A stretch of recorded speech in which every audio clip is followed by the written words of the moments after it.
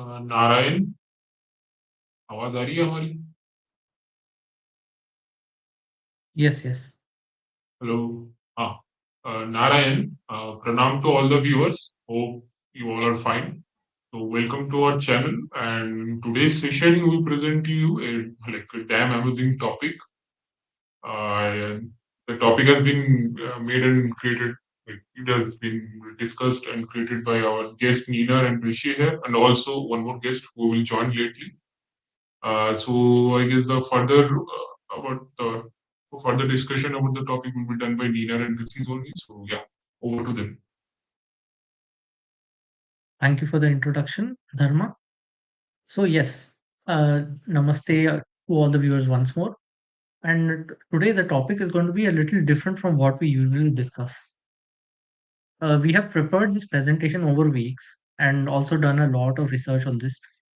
And the whole topic of it, the theme, the core theme that we're trying to unravel here is the unmaking of Hindu civilization.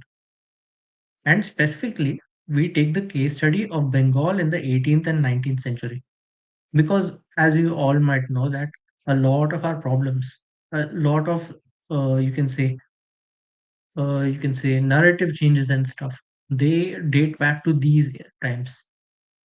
However, we many of us don't know the specifics or the exact nature of these changes that happen in our society and the way we view things from back then.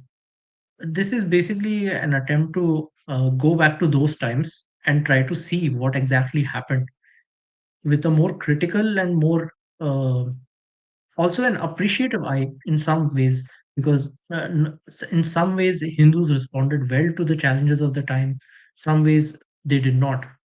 We are going to be we're going to take a step back and look into time as to how exactly things worked back then.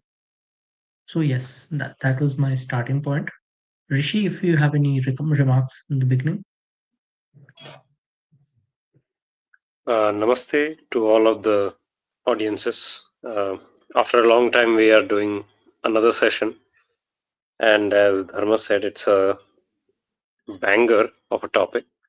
And we got to know from Nainer what kind of journey we will go through with these sessions, because this is a very big topic, and it will take many sessions to discuss deep.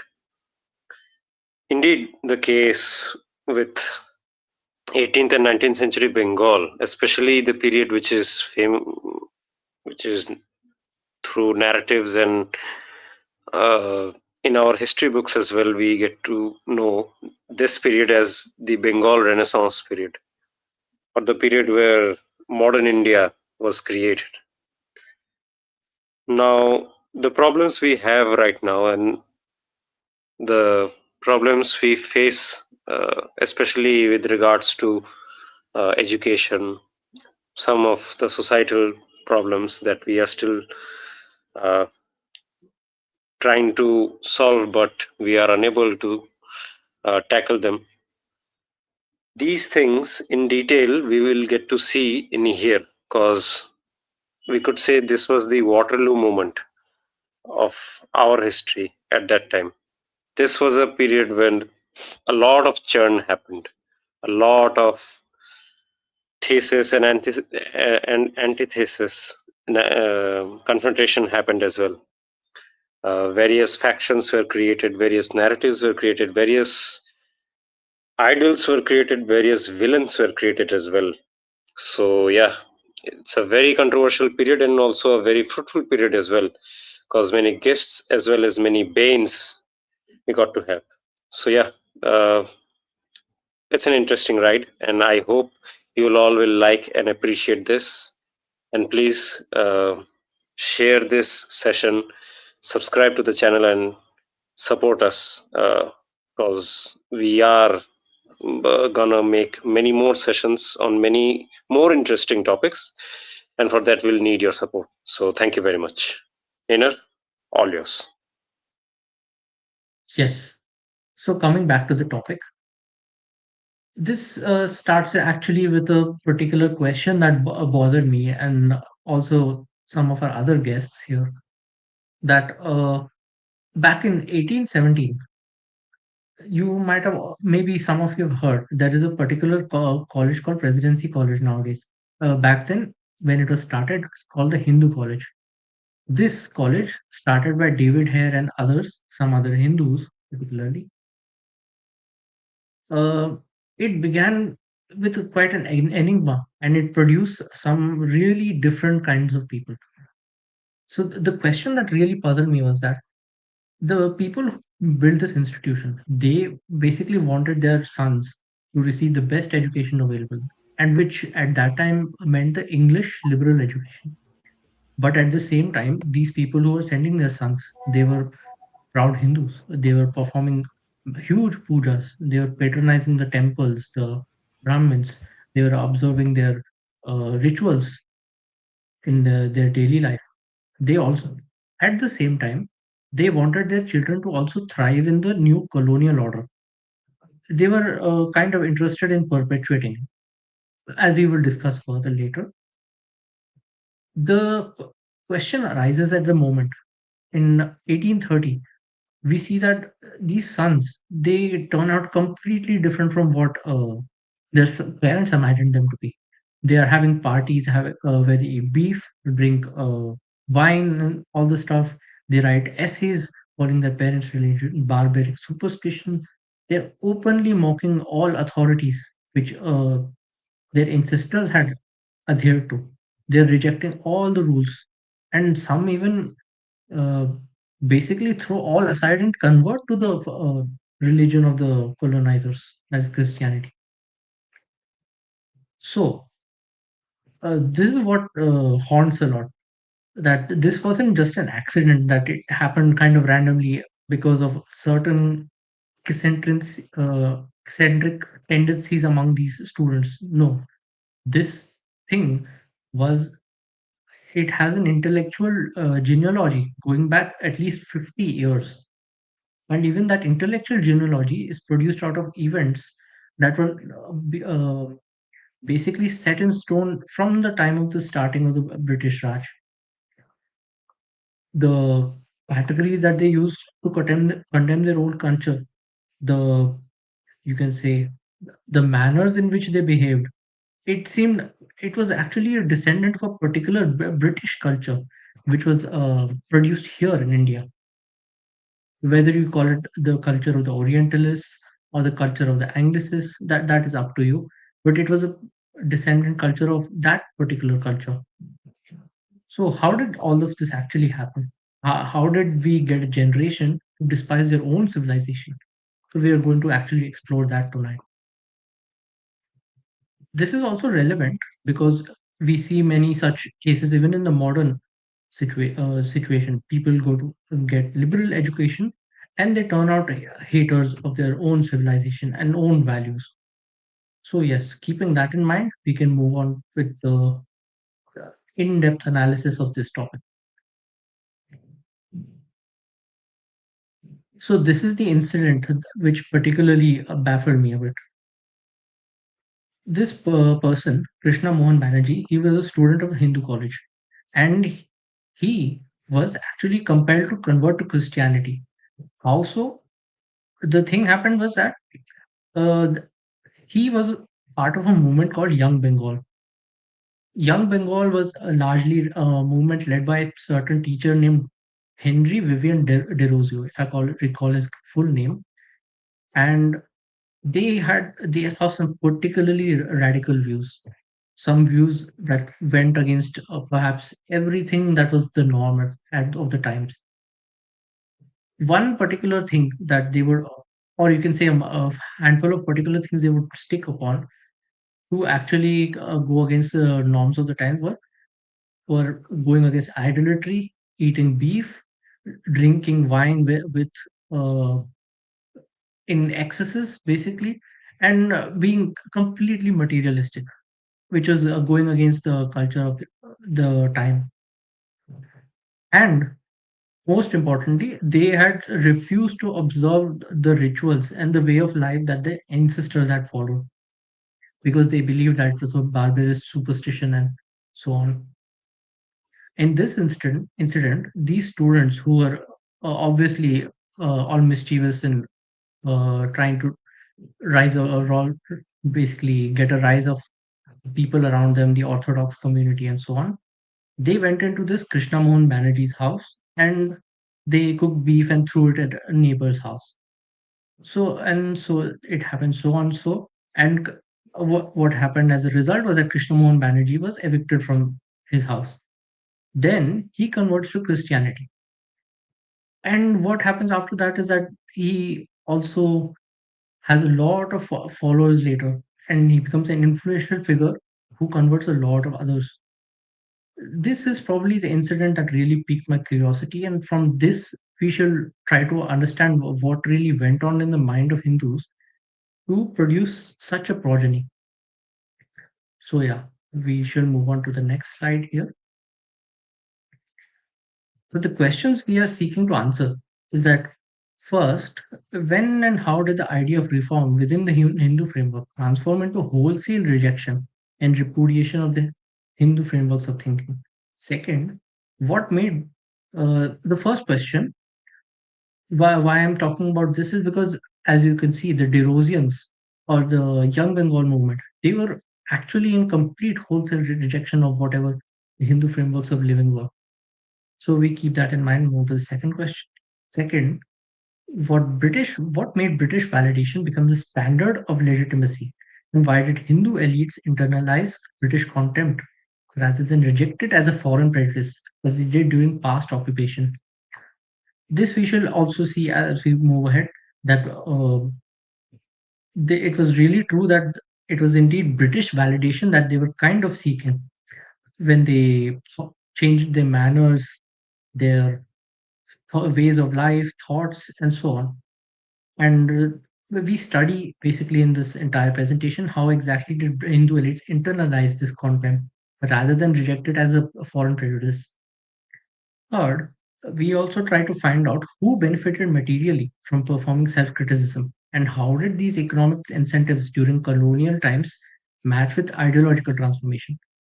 Basically, if someone was too closely attached to them, we can kind of draw the dots and point out exactly why they would also engage in the kind of self criticism that the British encouraged. So, yeah, through this presentation, we attempt to solve these questions with answers from our limited knowledge and research.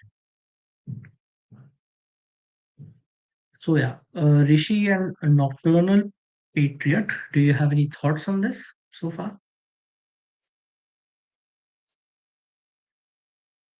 Patriot can go forward, I guess. Yes. So what becomes apparent here is that a lot of the old elites were trying to make a place for themselves within these changing tides, and their main goal here was to social climb in this new system. The best way to do that was either to strike a deal with the company or perhaps look for greener pastures, maybe escalate higher and talk with their superiors. More will become apparent as we proceed, I'm sure. In my case, the first question especially intrigues me because from the families that they came, mostly these were families which had great pedigree, if we could say, from today's standards. Also, the society was a much more conservative society, unlike today. So, what was it that affected them in those institutions, and what was the overall uh, hegemonic ideas which were roaming around at that time, which eventually made these students change their ways so drastically that they literally became enemies of their parents' or ancestors' religion and ways of life as well. Yeah, Absolutely. Yeah, I agree with both of your points. So I'll move on to the next slide. So here is something to set the background for exactly what Bengal was coming out of just before the colonial rule. So this slide is crucial for establishing the contrast between the previous era and the new era that just emerged from the British colonization. So 500 years of Islamic rule, or more than that, you can, if you count it carefully, they were not gentle on the Hindus because temples are destroyed, and there is enough evidence of archaeology, epigraphic, and textual evidence as well. A lot of forced conversions happened. There were rules such as the jizya tax, marking the non-Muslims as second-class subjects, and Islamic rulers with varying degrees of enthusiasm actually made a religious hierarchy in the society where Hindus were actually put at the bottom. At the same time, and this is the key point, like Hindu civilization, which was still under the Islamic civilization, it maintained its coherence. Sanskrit scholarship still was continuing. Temple traditions were still being preserved, and temples were continually being rebuilt, even if they were in a lot of cases destroyed. And you can say even the Guru Shishya paramparas, which transmitted knowledge across generations, albeit in a smaller form, they continued across generations. And the most important point, there was no kind of a crisis of confidence. Be- um, just because they lost to the Muslims politically, Hindu elites didn't conclude that Muslim criticism proved Hinduism false. They didn't internalize the contempt of the Islamists. So why not? Here, there are possibly several reasons. First is that Islamic rule, though politically dominant, was never culturally hegemonic because they produce culturally less material, perhaps. That is my hypothesis. Second was that a lot of Islamic rulers, or the rule in general, they needed Hindu administrators, Hindu generals, Hindu revenue officials, and so on. So this created a kind of space for cultural autonomy. Then there was also the thing that there was no claim to a universal civilizational superiority, uh, because there was some element of Islamic scholars also who kind of took, you can say, sciences and so on from Greeks and so on, and from their predecessors, so they didn't entirely reject Hinduism as false and all. But yeah, that probably didn't have that much of an effect. So yeah. So what did the Hindu elite's world actually look like on the eve of the British conquest? We move on to the next slide. I would So like to add something to the previous slide. yes, yes, you can say. Yes. So there was also this other thing, the matter of law that you raised. The third point is very important here because uh, one thing was very clear, since the Hindu populace was like, they more or less had understood that they would not receive the kind of help they sought from the from the Muslim rulers, because either the Muslim rulers would not understand the Hindu rules, nor would they be able to deliver quality judgments based on the Hindu rules. So in many cases, the Hindu population was like, they had kind of made peace with the fact that they would have to consult their local leaders.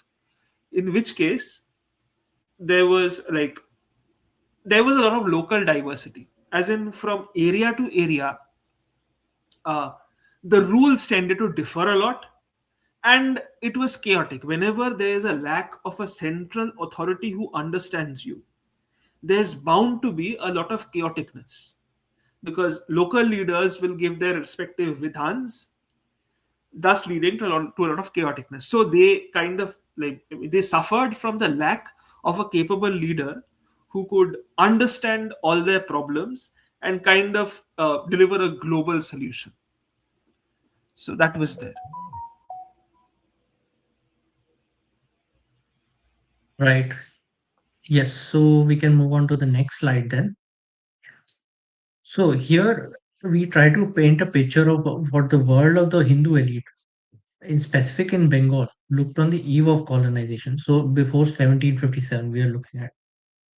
So if you were a Hindu of the elite class in 1750s, your world had a certain kind of, you can say, a stability, because all said and done, the Even if the rulers were changing all the time, your wealth, it came from the land, and that land which was held, that was probably a position that was held for generations. And even if you look at the thing of about social status, that also didn't come from royal patronage, because the ruling class was not in Hindu. It actually came from their lineage, or it came from their caste, or it came from how generously you patronize temples or institutions in general.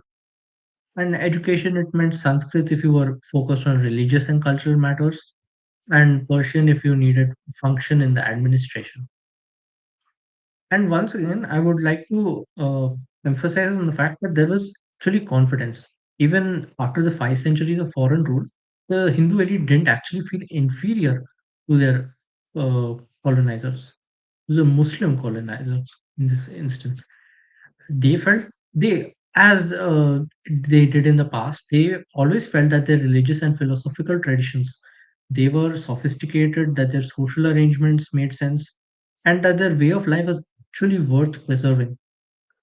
There was no an itch to reform continuously throughout and throughout. So yeah, then we move on to when the actual things began to change. That is 1757. So 1757, we all know that the Battle of Plassey happens, and the governorship of Bengal is basically given over to the East India Company. They win the Diwani grant in 1765.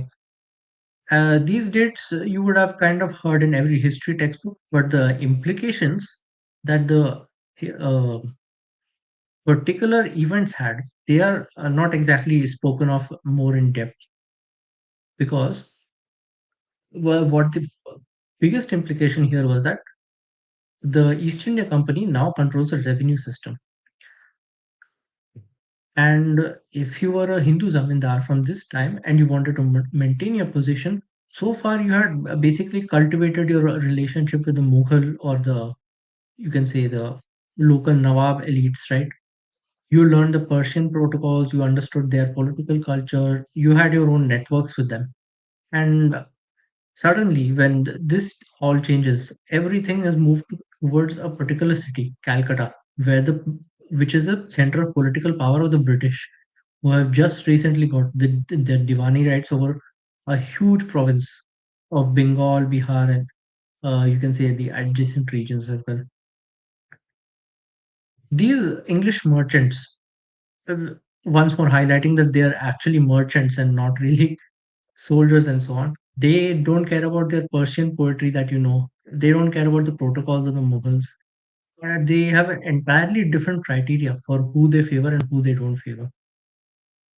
So this made like an entirely new set of skills was supposed to be learned by the people, by the Hindu elite at the time, and this change began to slowly happen.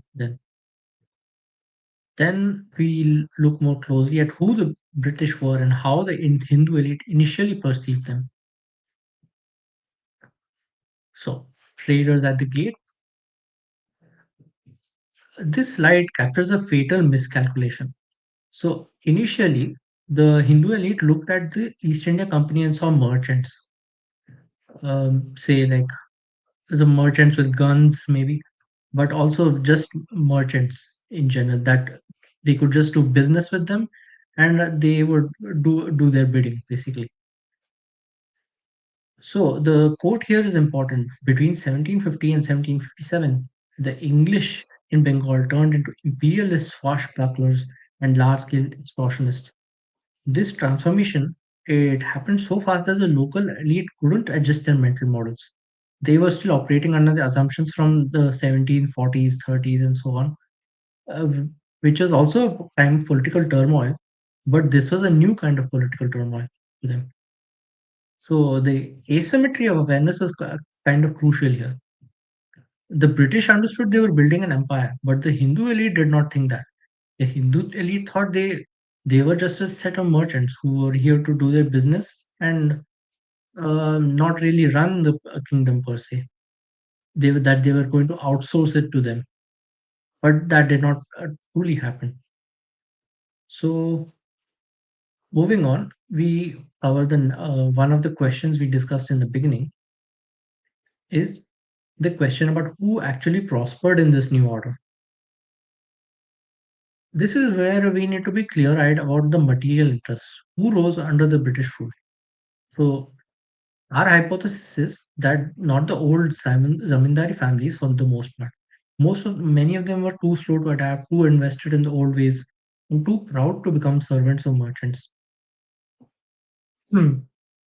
The people who actually rose, they were kind of different. They were merchant and banking families who had commercial ties with the companies, who were willing to give loans. Then there were people willing to serve as intermediaries, translators, then there were agents, and basically anyone who could make themselves useful to the English. This created a new elite whose wealth was structurally tied to colonial continuity. So basically, their entire job description that was dependent on the patronage of the British in this instance. And the consequence is that when your livelihood depends on pleasing the British, you start to see the British ways as reasonable.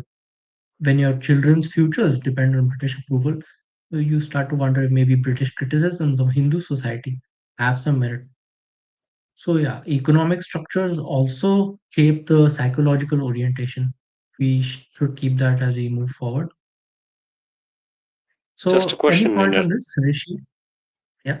Yeah, I have a question on this actually to you. So, what do you think happened to those Hmm. entrenched elites which were there serving the Nawab erstwhile?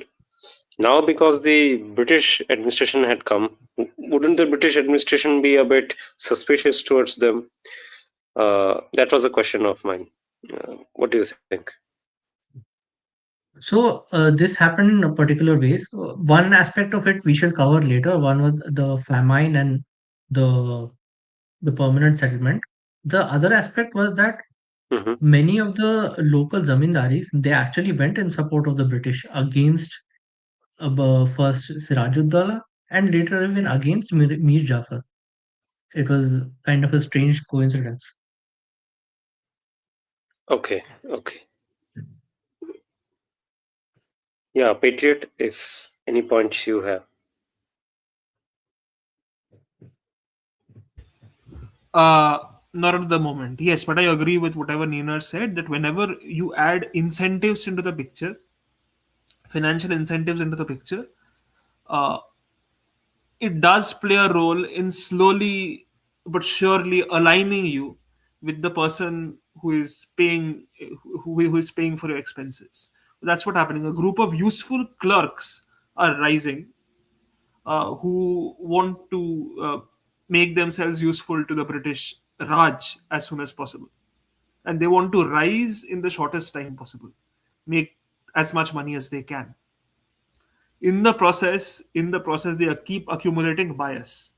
So let's see how the slides progress and what more we come to know as we proceed. Yes. So we move on to one of the greatest, not the greatest, you can say a horror event, more like what happened at that time, which was the Great Bengal famine. This was one of the consequences of the East India Company basically taking over. This was 10 million people dead, which was said to be one third of Bengal's population at that time. And this was not because of any natural disaster, other than a drought which was said to happen, but largely because of a famine, because of hoarding of grains by the company agents.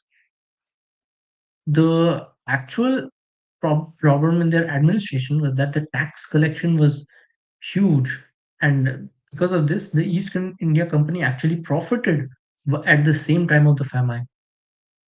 As you can see in the quote here, Boris Walpole, speaking in the British Parliament, he blamed the company's monopoly directly.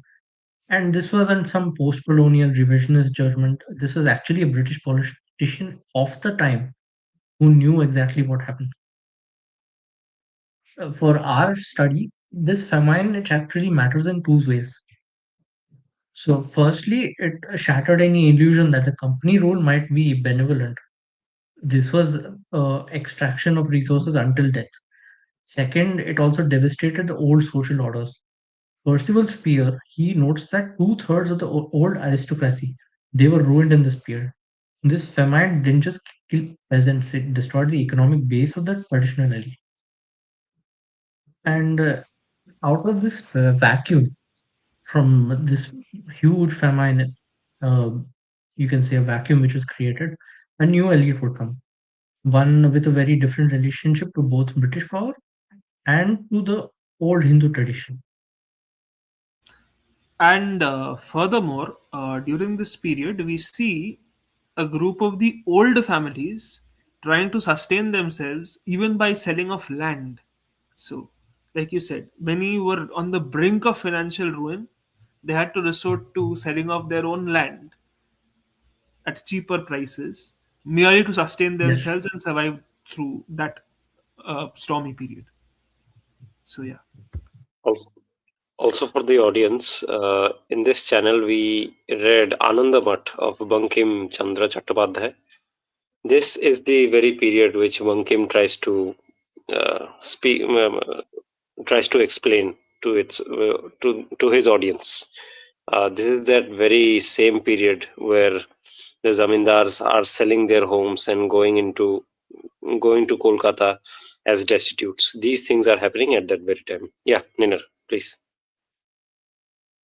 Yes, and this is a particular quote from Percival Spear, who actually wrote a whole book on the history of India. And even you can see basically in the contemporary historiography, even they recognized what exactly was going on here. So yeah, we can move on to the next slide. So another example as for the tyranny of the times is the fall of Nanda Kumar.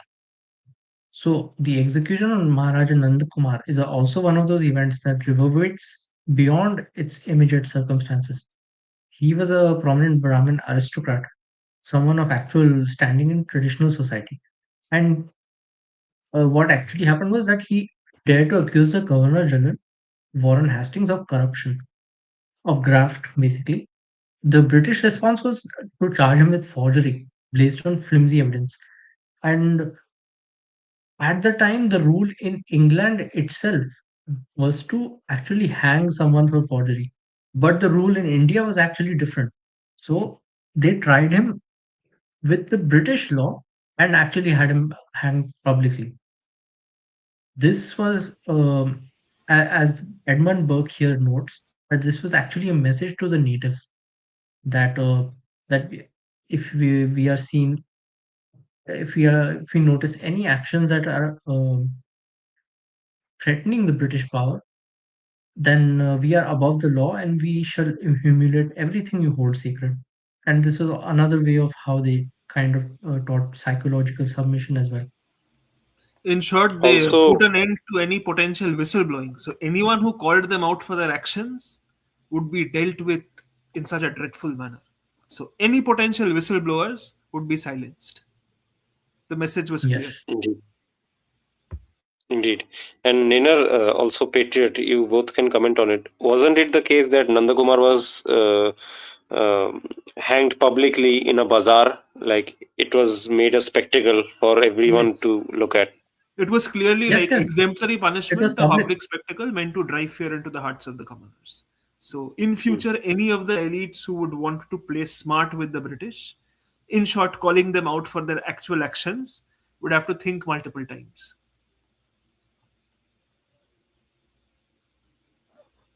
Yes, you are right. He was actually hanged publicly in a square. So, and there were people there to witness him as well. So the kind of hanging public they do in England. So that kind of thing.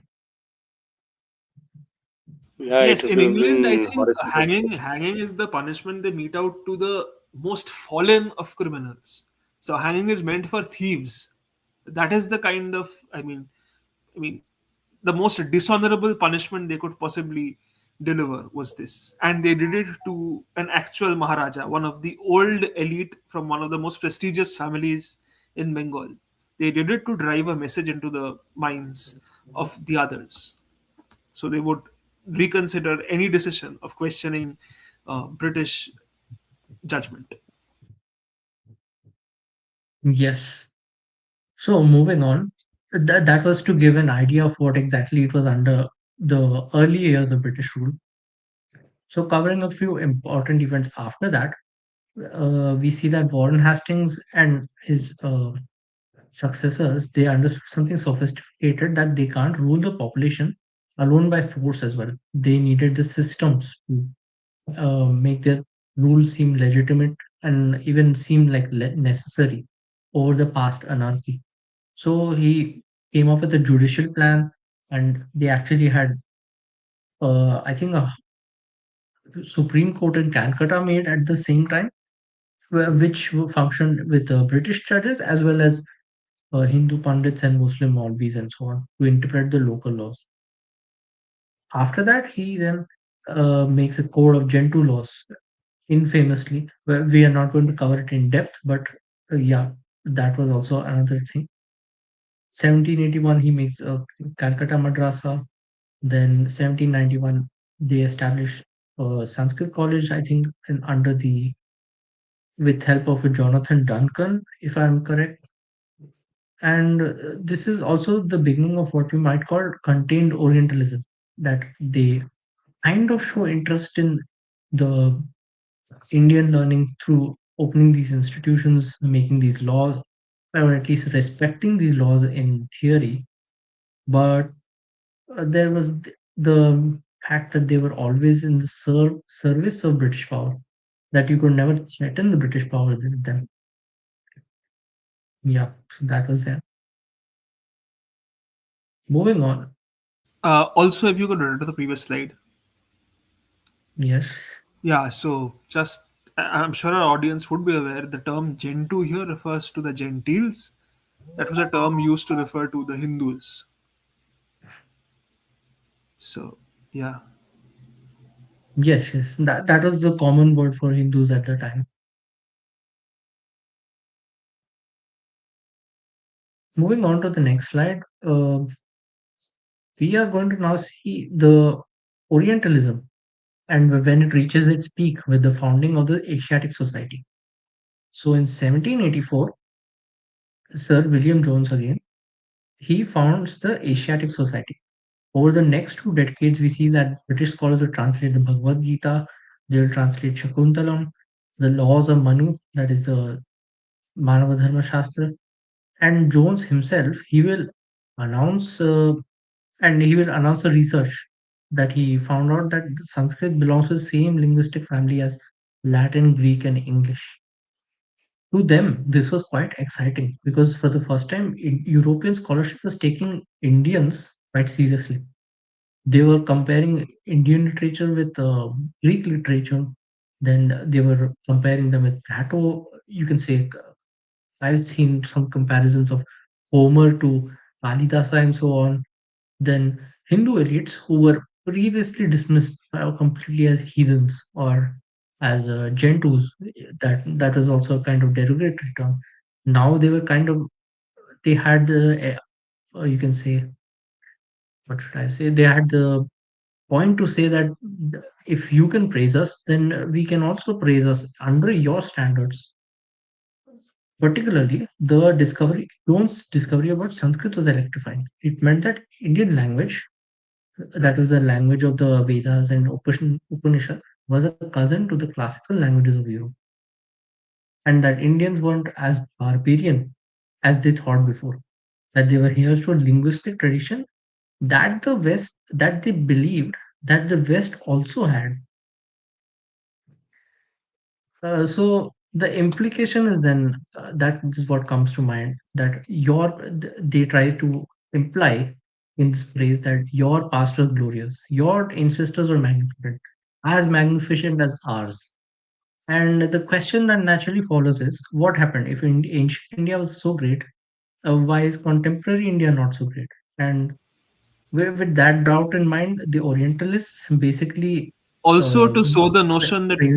we the British are here to upgrade you, to our standards. to remind you of your past glory, and to raise your standards back to par.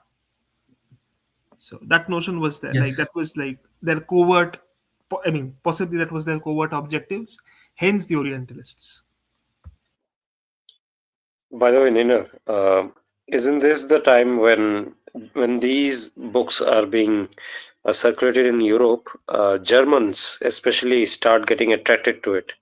So we have Goethe, right? Goethe is praising Shakuntala, especially. We know of that, and Schopenhauer and Most others famously, are starting Voltaire. to read. Voltaire in France. Okay, okay, okay. So even Voltaire as well. Okay, okay. So these texts are now then starting to influence Enlightenment movement as well, right? At least some quarters of it. Yes, and some even say that some aspects of the movements, such as utilitarianism, they have some borrowed ideas from these texts as well, from particularly Hindu texts. Hmm. Okay. So one thing Yeah, I about guess we can. one Oh, aspect I would like to point out here is about the rediscovering of India's glory. So what this pre-assumes the thing about what Jones was actually thinking of. He was kind of projecting his own Protestant history into India, because Protestant history also portrays their Christianity in the same manner, that originally when Jesus Christ and all were there, it was pure, it was simple Christianity. Then the Catholic era comes, the Catholic medieval era comes, and everything is corrupted and so on. And they have a revival in civilization when Protestants come back and so on. So this kind of seems like an echo of that. That is a noticeable point. okay. Okay. So they are also myth making as well, not just researching our text, but even myth making. Hmm.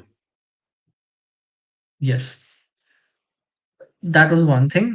Here we see some of Warren Hastings' thought on Orientalism, because broadly said, Warren Hastings was actually the father of Orientalism.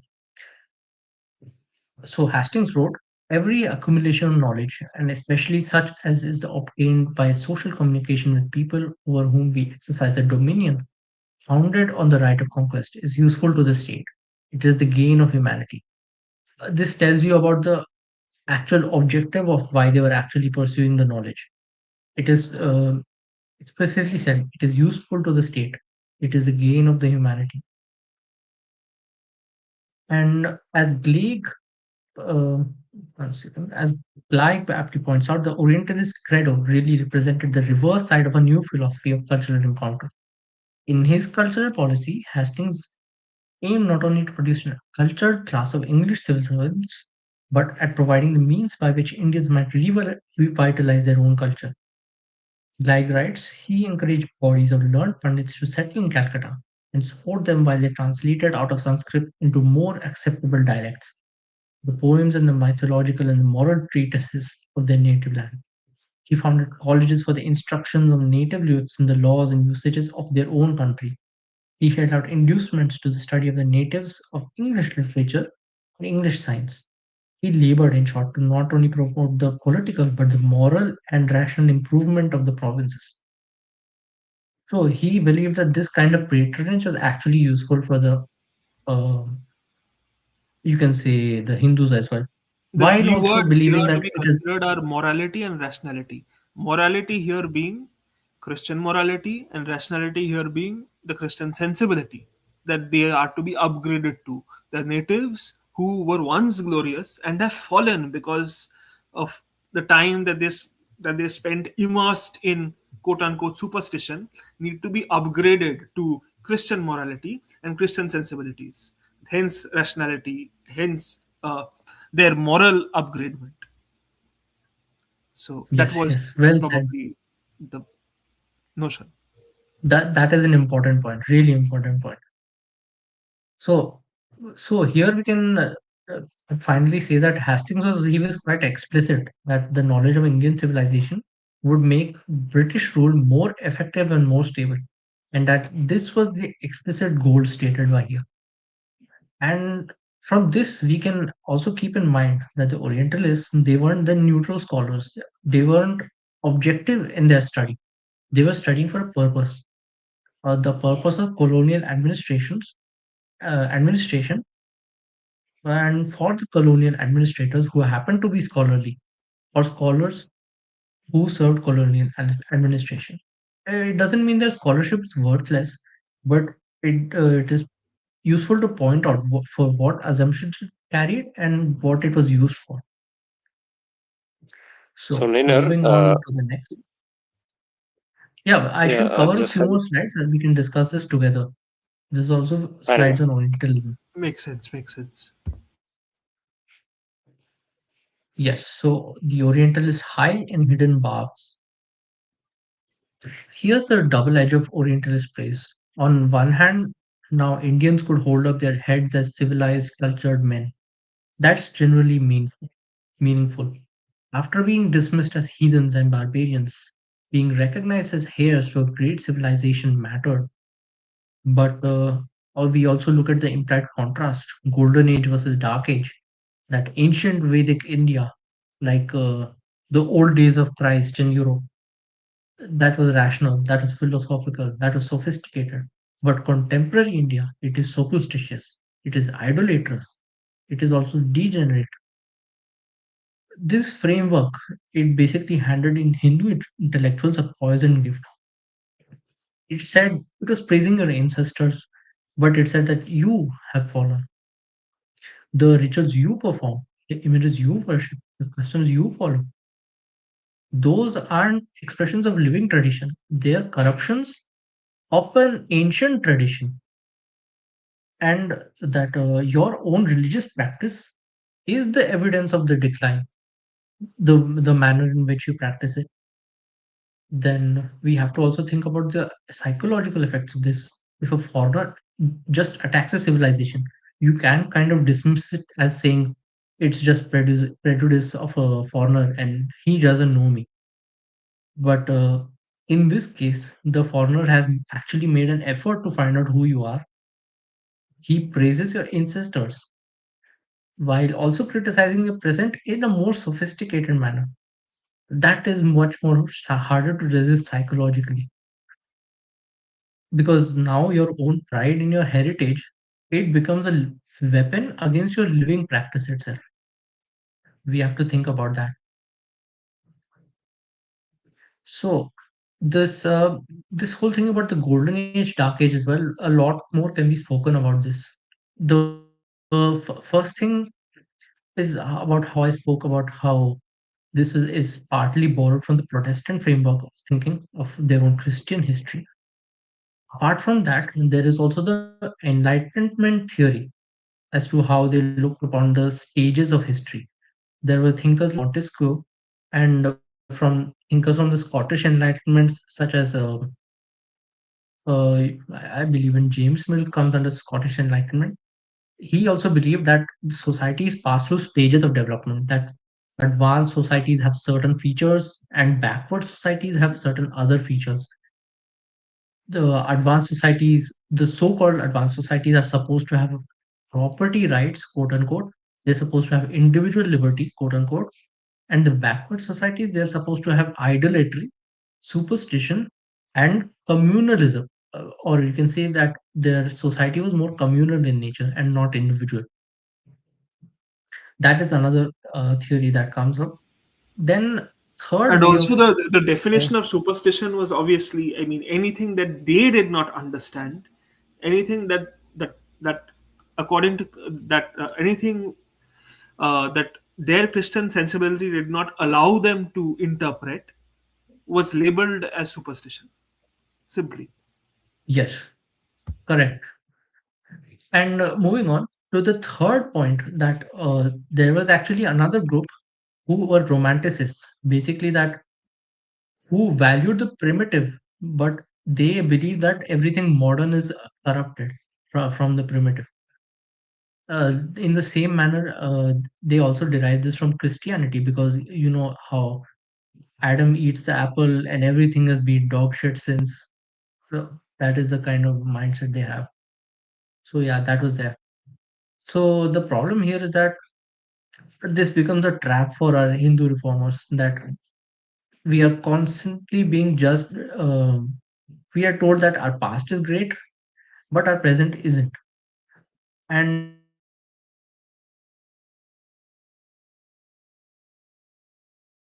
criteria set by them. So yeah, that really put a huge problem for us. Any thoughts on this, Rishi and Nocturnal Patriot? I believe this is also something that they borrowed from Christian morality, because even in their own morality, it is being said that everything was fine in Eden, and then suddenly Adam and Eve ate the fruit of knowledge, and they fell from grace. And everything has been going wrong ever since, be it their Sodom, Gomorrah, or the different destructions that they went through. And then, in order to deliver their people from sin, uh, the Son of God comes and saves people and creates this new, I mean, this new stream of thought that helps lead people back to God from, the path they had diverged from. So, Even the story of Tower of Babel as well. yes, Even there clearly. as well, we get to see, right? In That They are against too much of diversity. They believe in homogenizing identity. So wherever they mm, see diversity, they have. I mean, Christian theology has always attacked diversity, for that matter. indeed, indeed. So their idea has always been there needs to be this shepherd who will lead a flock of disciplined sheep to their Lord. So So one, Jesus, or whoever the mm, prophet is playing the role of a prophet, is playing the role of a shepherd who will lead a group of obedient sheep to their Lord. So, yeah. we have a very weird example of this as well, especially in this period after Jones is producing such works. We see a very spurious work coming out of France called Azure Veda, or the original Veda, where they try to mangle the translations of the Vedas, the very smaller parts of Vedas which were being translated by William Jones and other Colebrooke and other Orientalists. So they used that text and mangled them in such a way to produce a narrative that okay, so originally Vedas were completely monotheistic and they had quote unquote light of God upon them as well. Amongst the nations, they also had the light of God. But later on, as Nainer and Patriot has said, they got corrupted due to priestcraft. And we know which kind of priestcraft they are referring to and what are the allusions as well. Yeah, Nainer. Yeah. So in that instance, they are usually thinking of Catholic priests, which they are projecting onwards into Brahmin priests. Precisely. Yes. They are projecting the problems they see, I mean, they themselves have faced in their system onto that of the countries they are colonizing. Yes. So let's move on to the next topic then. So while the Orientalists were praising the Hindus, on the other hand, there were rules being changed by the British interlocutors as well. So in 1793, Lord Cornwallis he freezes land revenue in perpetuity. So what happens in this is that from now on, zamindars will owe the company a fixed amount forever. If they pay, they keep their estates. If they don't, their estates get auctioned and they get sold. On the surface, this looks like a gift to the zamindars, that there is security, there is predictability, the rules won't change over 10 years and so on. Then there would be no more arbitrary extractions, that they ask someone some amount of money and the other person another amount of money. They won't do that. But And the the reality, responsibility even becomes hereditary. So they get to keep the assets for a few generations as long as they pay up on time. yes, yes, correct. Yes, and it is officially hereditary, that it was sanctioned by them, not just kept like squatters earlier. So yeah, and but the reality here, it was different. The revenue demand was actually quite high, and if a zamindar couldn't pay, either because of bad weather, famines, or you can say droughts or anything, his estate was actually sold off. And this is said to have happened to one third of Bengal's estates, which changed hands, basically were sold to new owners within the first 10 years of this rule being implemented. You can imagine the kind of churn that happened out of this. Old aristocratic families who had held their lands for generations, they found themselves dispossessed. And who bought the auctioned estates? Basically, largely Calcutta merchants, the company collaborators, people ready with cash and connections to the new order. It was essentially a social revolution disguised as administrative reform to get the people most tied with the British in power in all locations. Lord Bentinck, I think his quote is given here. Yes, his quote is given here. A later Governor General. He was quite frank about this purpose, that it was to create a vast body of rich proprietors deeply interested in the continuance of British dominion. It wasn't about good governance, it was about creating a class a bi- or a caste whose interests were structurally aligned with colonial rule from Calcutta. But there is an even deeper twist in this, that permanent settlement as a rule, it wasn't just administrative, it was also ideological in various ways that we shall see in this. This is where we need to understand the ideas behind the permanent settlement and not just the policy itself, not the specifics of the policy. So Cornwallis and his advisors, when they were looking at Bengal, they diagnosed the problem of revenue extraction as the problem of unclear property rights. The belief in England was that secure property, particularly, I believe this belief starts with John Locke in England, and in their in legal theory as well, it starts from him, that secure private property, it is the foundation of civilization. That without clear property rights, there could be no incentive to improve land, no incentive to industrialize, no incentive to put investment in the land. And this was basically the ideological foundation which they started off. The existing Bengali land tenure to the English eyes, that was hopelessly confused because there would be multiple overlapping claims. The zamindar would collect the revenue, but he would not own the land. The riot would have rights, but it was not defined what were the rights. The rights were always negotiated with each zamindar differently. Then the Mughal state, or you can say the Nawab state, which was over these zamindars, they had theoretical sovereignty, but under them the zamindars did whatever they wanted. So this, the British, they called it as a backward and irrational, and they proposed to fix it by applying rational English principles to impose basically property rights, the concept of private property in India for the first time. So I get some quotes from the book called A Rule of Property for Bengal, written by Ranajit Guha. In his masterful study, he shows how the permanent settlement was justified in the language of enlightenment improvement, that they weren't just extracting revenue, but they were civilizing the zamindaris. They were not just dispossessing the old families, but they were actually creating proper property rights. That is what they believe. This is basically the template for what kind of reforms they were supposed to bring. So you can see how even something as simple as a land reform can be ideologically oriented in this manner. This goes back to one of the questions we had asked in the beginning about. Um, I should move back to that slide briefly. Economic incentive. No, no. First, when and how did the idea of reform within Hindu framework transfer into wholesale rejection and um, basically repudiation of Hindu frameworks of thinking.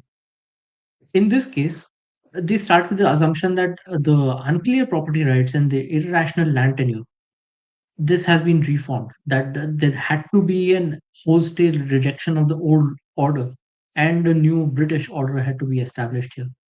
The old social order was backwards and we have modernized it. So civilization And here clearly meant making them aligned with the British civilization's goals is civilization. So that is the correct, process of civilizing people. As long as you are aligned with correct. our goals and our interests, you are civilized. If not, then you're redundant and backward. Yes. And you can see that even such a thing like as a land reform, even that can be ideological in various ways. And additionally, another reason this was done was to basically emulate the English estate model. They were also kind of idealizing the uh, English countryside, where they had their noblemen with certain patches of land with a secure tenure over years, and they used to not change it. They used to pass them down hereditarily and sell them or buy them and so on. And this class, it always had a particularly fixed tax to the crown, so it was always loyal to the crown. Cornwallis, he explicitly states that he wanted to recreate this in Bengal. Hmm. Yes. So So it's a political that was, project, basically. yeah, it was a political project. And the ideology behind it was John Locke's liberalism, which believed that the foundation of civilization is secure property rights. We can keep that in mind. Indeed. Then, apart from this, we see that alongside the economic transformation, they started instating a racial hierarchy as well.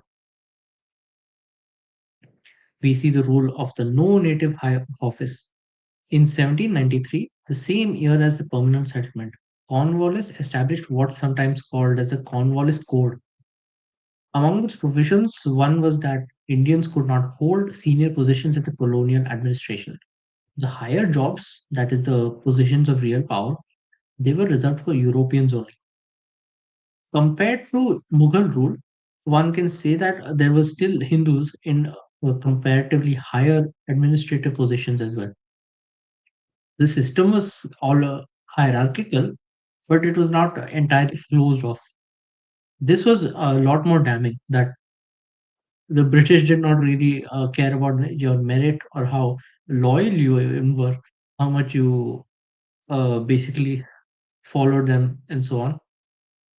But they put a permanent ceiling that you could never cross the ceiling and become part of their system in that manner. So yeah, this had the profound psychological effect as well that it created a class of educated Bengalis who had invested in English skills, who had invested in their networking with the English, they had invested in the English system through, you can say, through their commerce, through their capital, and so on. But their loyalty would not earn them their equality with the British. This kind of also creates later the nationalist movement, which is essentially, at the beginning at least, a movement to have equality with the British. But that was in the long term. In the short term, it created a peculiar psychology that they were trying to prove their worthiness in front of the British and also proving their religion as similar to theirs, as we will see future. Yeah, so that was that. Moving on. Now let me show you a primary source on the effects of these policies. So I'll read out this because I found this quotation quite useful. This is from David Kopp's book on British Orientalism. So many Hindu and Muslim zamindars share the same fate when, in March 1793, Cornwallis changed the legal status of these traditional tax collectors and made them landlords obliged to pay a fixed tax every year but lose their property. whether from lack of industry or inability to function in the new role. Zamindars were being displaced by the new urban commercial elite of Calcutta, who had the wealth and influence to buy up considerable property lost by default. What probably hurt the Persianized Hindu most of all was the Cornwallis policy of excluding natives from the responsible posts in the administration, thus leaving this highly educated group unemployed. On the other hand, long association with an alien culture may well have enabled many of these people to survive, since they were flexible enough to adjust to the new social cultural values of the Europeans. This was particularly true of the Tagore family, which soon had established profitable relations with the French in Chandarnagar and with the English in Calcutta, and of Ram Mohan Roy, who grew wealthy from his association with the English. We should cover many such cases as we go ahead. So here we see, in the words of contemporary, one second. Yes. So how did the old elite actually respond to the rules that were laid out earlier? That is the permanent settlement and the non-native high office rules that came in the Cornwallis Code. They try to adapt and in their own way, and they had their own coping mechanisms for this. So we look at these three boxes. On the left, we see the Tagores, then we see Navakrishna Dev, and the general pattern. What do they have in common? Basically, collaboration with the existing English elite. And this is not exactly to condemn them as bad individuals or anything, but they kind of had to find a way to survive as well, right? So this is natural in a lot of ways. Or else, as we have seen earlier, if they're going to go entirely against British, they would be hung like Nanda Kumar was. That was also a possibility. So most of the elite families, they chose the option of surviving, to adapt and survive. They pivoted to serve the company. They migrated to Calcutta, which was the new center of power. Then they used the new wealth to buy the old status markers. Many of them started patronizing temples. Many of them sponsored larger and larger festivals. And they actually still performed the rituals that maintained the social standings of theirs within the Hindu society. Here, from David Cobb's book, we get the observation that these early collaborator elites, they produced no modern intellectual class. They were content with the material success and the social prestige. They were not really asking questions about civilization, about religion, about tradition. They were happy with getting by. The question would come later from a different generation, the generation that comes after these, who were pretty much all educated in British institutions, and they were internalizing British ideas. So, but the collaborator generation here, they laid the material foundation for the reformer generation that was to follow. And while the old elite was adapting, new forces are entering the scene, basically. Here's something more on the elite survival strategies. So, Rishi and Nocturnal Patriot, any thoughts on these? Yeah, we see in case of let's start with Namakrishna Dev. So this guy, uh, he starts as a very normal uh, person, son of a clerk, I think, working for another zamindar at that time. Not a very big shot, but he becomes a big shot, especially after his role in Battle of Palasi, a very significant role. We will not go deep down into the political implications as to why he chose a side, but yeah, he was in one of the side, and it was the victorious side. Let's just say that he remained Hindu, as we see in his biographies as well. There is a Bengali biography of his.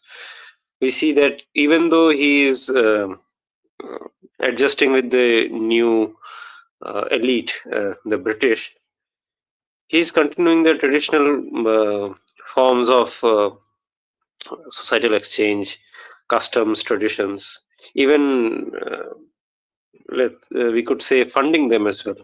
He sees, especially he looks at British arrival as a great opportunity. In fact, organizes one of the biggest Durga Pujas for the first time in Kolkata, if I am correct.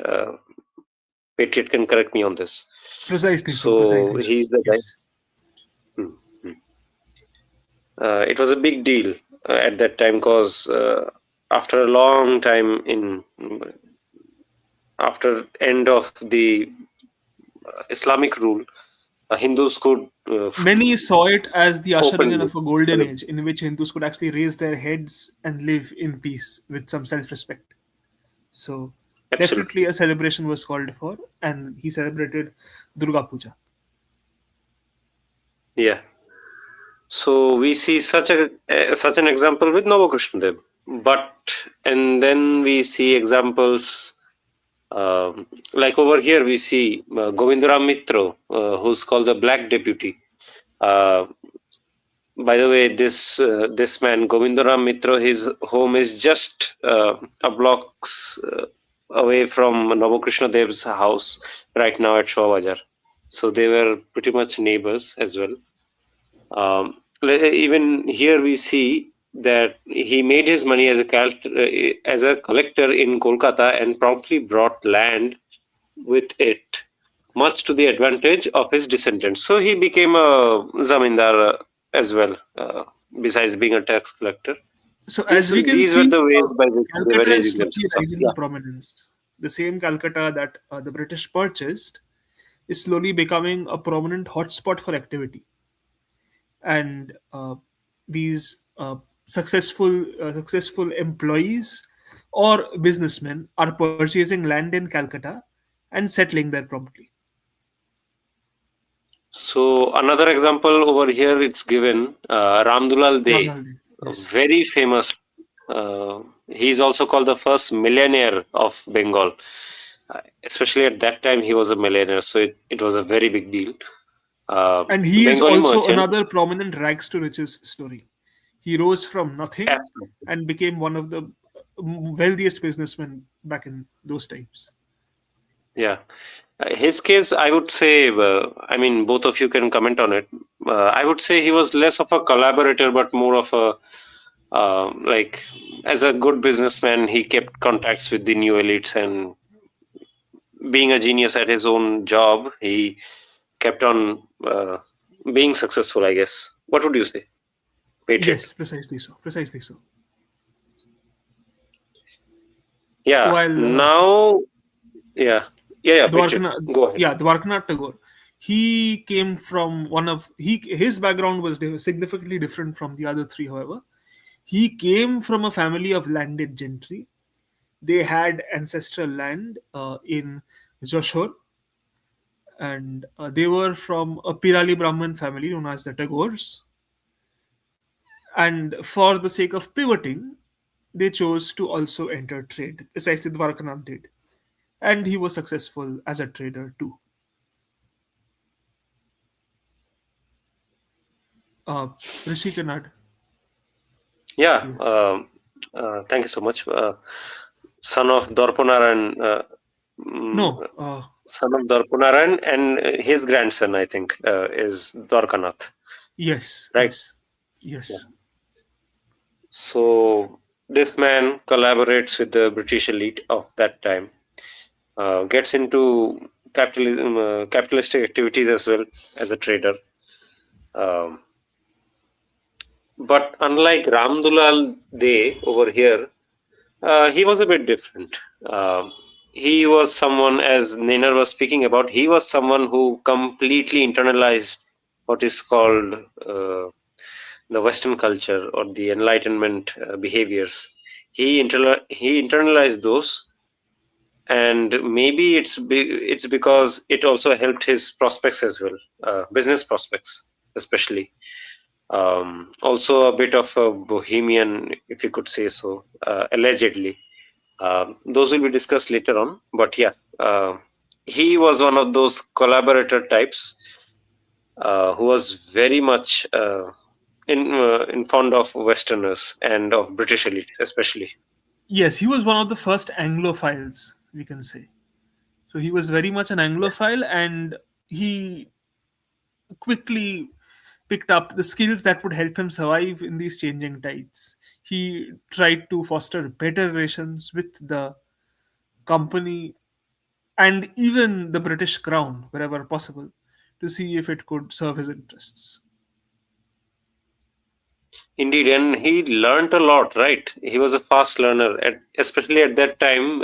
He uh, immediately learned about all of the laws which were being enacted by British, the Supreme Court procedures as well. All of these he Yes. became well versed in, and that really helped him a lot. Yeah, Also, when Neerav, he came please. to businesses, he was also kind of pioneering when, for example, in starting presses and so on. He bought many presses and started newspapers and so on. Interesting. Yeah. Yeah. So now we move on to a different kind of presence that is also at this happening at the same time that we haven't covered so far, but it's quite important. So the missionaries in 1799, the Serampore Baptist Mission arrives in Bengal. Now, Christian missionaries had been present in India for centuries. Even in Bengal, there were the Portuguese who were already there in Bengal for years. There were the Danes and other parts of Bengal. So, what made Serampore different? First was the timing, and second was the strategy. The timing was really crucial. They arrived at a moment when Bengal's traditional social structure had already been destabilized. First by the famine, then the permanent settlement, then the new economic and the social order that was forming under British rule. The old confidence that they had from basically removing the old Mughal order that was starting to wane, and people were starting to look up to new kinds of authorities in the British. In this unstable situation came men with sophisticated strategies for cultural transformation. The Sirampore missionaries were there. William Carey, Joshua Marshman, and William Ward. But they were not really like the kind of missionaries we think of today, the crude Bible thumpers. They were quite strategic thinkers. In that they understood that converting a civilization requires more than just preaching. That they need to control education, they need to control printing, they need to control the terms of the debate. Let's walk you guys through some of their strategies here. So first, we talk about the key figures. First of them is William Carey. He is the actual intellectual leader among the three, the who we call the Serampore trio. He was a self-taught polyglot who knew many languages. Who also is said to write uh, among the first writings of Bengali, at least in a modern way, you can say. He also wrote a particular text called the Inquiry into the Obligations of the Christians to use means for the conversion of the heathens. This text, which was written in 1792, even before he actually came to India, this was one of the central texts that the modern missionary movements used. Then we have Joshua Marshman. He was the educationalist, basically engaged more with the educational institutions. He led the mission school and the translation efforts as well. Then there was William Ward. He was more of the surveyor, the printer, and the publicist. He managed the press in Serampore, which was quite famous at that time, and I believe the first press in India also. And he also wrote extensively about Hindu society. So, more about the timing. It's not the first time that Hindus encountered missionaries. We had missionaries in the Portuguese held territories as well. But as I mentioned earlier, the Structures in Bengal were crumbling, and something truly new was emerging. And at this vulnerable moment, the missionaries had to strike. They chose a particular place called Sri Rampur, which was called by the Danish as Srirampur, and it was basically a Danish colony, and it was not in under the British territory at that time. The reason why they chose Srirampur was because the East India Company actually officially prohibited missionary activity in its areas. They were also afraid that the missionary activity might actually provoke rebellion among the population. In this manner, it is also said that British were more tolerant than the Portuguese or the Danish. But yeah, we can keep that in mind. This situation, though, it lasts until 1813, when Parliament is basically forced by various lobbyists, various missionaries, and so on to actually pass a law allowing the missionaries to convert freely in British India. By then, Srirampur, the trio, they had essentially perfected the methods into how to attack the society of the times. So yeah, here are some quotations that we have from David Cobb's book. So, uh, uh, any thoughts on this, Nocturne, Patriot, or Rishi, or shall we continue more on the missionaries? Yeah, I think we can We can go continue. forward, I We guess. can continue. Hmm. Okay, so on this strategies of subversion that they used. So the first strategy that comes up is establishing printing presses. So why would they do that? Is because whoever controls printing controls the production of knowledge. This comes from the experience that they had in Europe itself. The Protestant Reformation, it would have not been as effective if the technology of printing was not in Europe. It is said that the what was said basically that the whole pamphlets that went against the Catholic Bible, the original Bible, that uh, was spread in mass with help of these printing presses.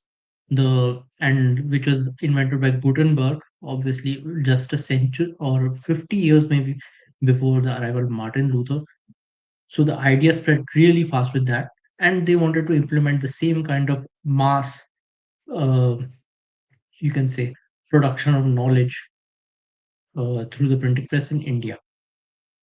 Before Hmm. Srirampur, Bengali literature it existed, but in manuscripts. Basically, people would write them in hand, or and every few years, I think, when the manuscript is expiring, they have to copy it again and again, and the manuscript was very prone to getting damaged and so on. So yeah, but these printed books that were coming out of Srirampur, they could not be damaged, and they could be mass produced, and they were being sold for cheap and so on. This being controlled by the missionaries was quite an important thing. Yes, Second, I'll the just add a few points here. So yeah, apparently, traditional texts, as it is, the traditional manuscripts that the Hindus used were written on palm leaves or bhurja patras. Besides that, they had the paper that the Hindu population had kind of adapted to was that which was made from cotton pulp, which again was found to be very brittle. Like it's not very good quality. It was like you may have seen ancient calendars were made from such paper. But again, cotton pulp paper was not very hardy.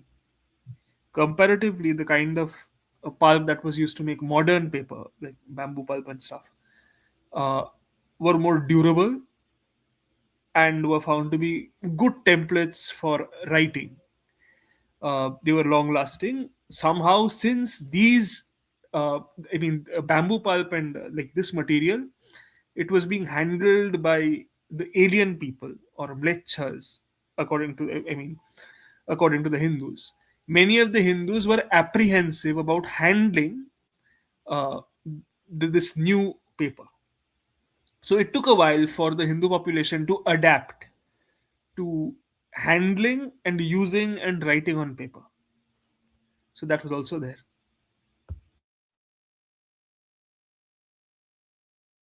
yeah. So moving on to the second point, the second way of subversion was the to produce grammars, dictionaries, and translations.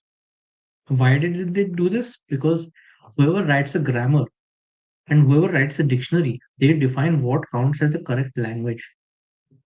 And whoever, what, for example, they choose a certain word, they can choose to say that this word means so and so.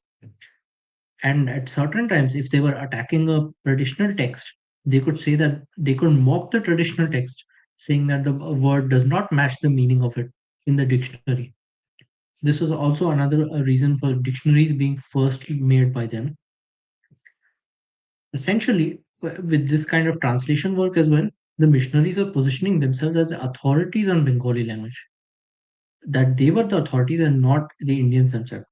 Third, they had the idea of um, creating schools to not just preach to adults but to educate children, specifically in Christian moral instruction. This must be kept in mind.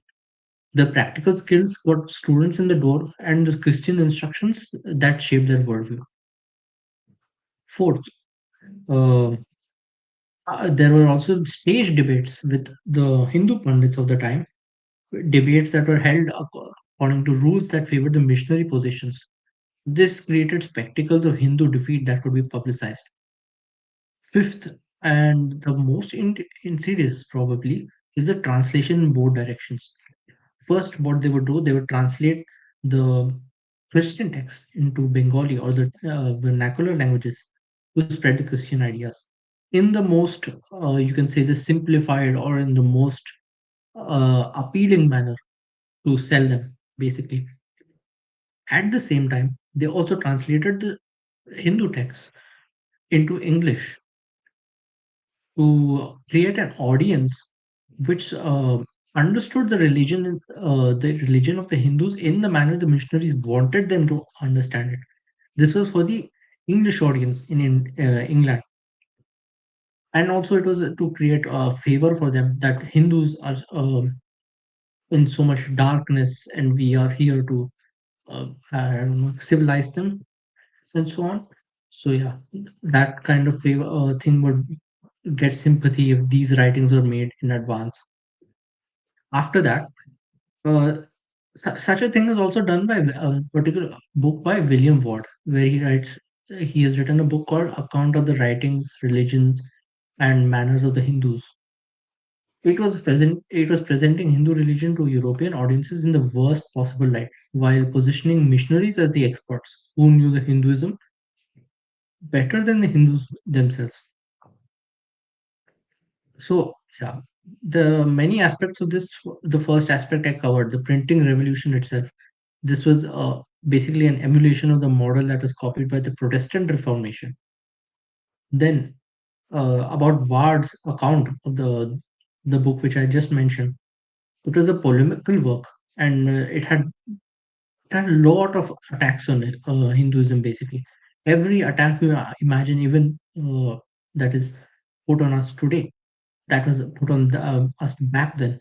Things about caste, treatment of widows, child marriage, superstition, thinking, then astrology as a superstition, then idolatry, and then image worship, polytheism, even describing our festivals as obscene, as degeneracy, and so on. Everything possible was written in these books, in these polemical attacks against Hinduism.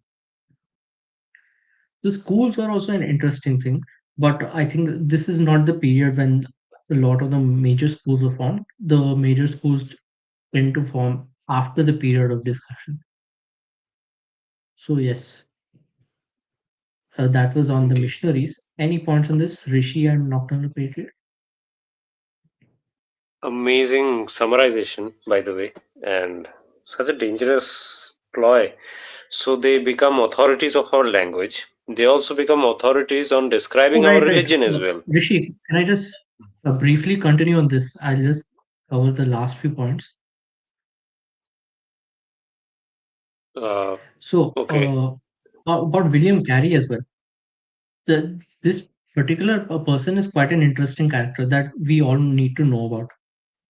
So this is excerpt from David Kopp's book. I will just read it out for the viewer. Carey's devotion to the Bengali language has been the theme of at least a dozen excellent articles and books by Bengali scholars. Carey chose Bengali not for it, but Carey, he chose Bengali not for its inherent beauty, but for its potential usefulness as the most effective medium for reaching the masses of Bengal. In 1795, after preliminary observations of Bengali culture, Carey wrote of the Bengali people. They are very avaricious and deceitful, and cruelty to animals and to each other are two common evils. Their civility is extreme and their ignorance also, except very few learned men among them. They know nothing of geography or astronomy, but are much addicted to astrology. Carey's letters of the 1790s were unflattering in reference to the Bengalis. The superstition, ignorance, and degradation that Carey found so widespread in Bengal convinced him all the more that Bengal needed Christ desperately. He wanted to comprehend Bengali culture deeply, but in order to do so, he required fluency in their language. Unfortunately, he was not enjoying great success acquiring it. On August 13, 1795, he wrote, one great difficulty in speaking to the Bengali people arises from the extreme ignorance of the common people, who are not able to understand one of their own countrymen who speaks the language well without considerable difficulty. Here he is calling himself a countryman because he learned Bengali. They have a confined dialects composed of very few words, which though work about and make them mean almost everything. We make another excerpt from David Kopp's book. Here is we may confidently hope that the same consequences would be the result arising from the translation of Sanskrit works, particularly this is on the translation of Sanskrit words to English, basically. So we may confidently hope that the same happy consequences would be the result arising from the translation of Sanskrit works, particularly as it is supposed that they contain many contradictions concerning the present deities and devotions. When these circumstances shall have been made manifest to the people, is it not possible that they might forsake and relinquish many of their foolish and idolatrous prejudices? And when once this chief obstacle is removed, they might progressively advance in the pursuit of knowledge and learning. Most of the young men under Coldbrook and Carey seemed to identify India with Hinduism and regarded the Muslims as intruders. Like Martin, they felt that Hinduism might again become great under British encouragement. In their idea of Renaissance, sati and other objectionable Hindu customs were generally seen as examples of a degraded or medieval form of present day Hinduism. Though there were many generalizations about the golden age of Hindu civilization, no one was quite sure what the Hindu ethos was. Past was condemned as medieval and idolatry was attacked with strong Protestant indignation. So yes, that was about Carrie. And yes, Rishi and Nocturnal Patriot, if you have any thoughts, we can continue. Yeah, it's Marvelous. self-explanatory, and it clearly exposes what Carey thought of the so-called natives, and why he was so like emphatically uh, engaging in this practice of picking up the local languages. He wanted to have uh, high outreach and preach the word of Christ among the commoners, so he could upgrade them and show them the true light. So we can compare this to the case of like David Livingstone. You may be familiar with this very famous name, Dr. David Livingstone, who was a Scottish doctor and a missionary, something that very few people know. So when he went to Africa, he was basically a pastor. He was a Christian missionary, and he called Africa a dark continent. He called the natives people living in darkness, and he claimed that the light of Christianity was basically enlightening them. So the attitude of Carey here uh, can be seen as very similar to the project that David Livingstone had tried out in Africa. His attitude towards the Bengalis, towards the Hindus, was very similar. Indeed. And it's fascinating how like they will try to become authorities on our language and also get triggered when they are interacting with the locals who actually know the language and can easily detect that there are problems with the speaker. So he's getting enriched over that, and he's writing all of these things.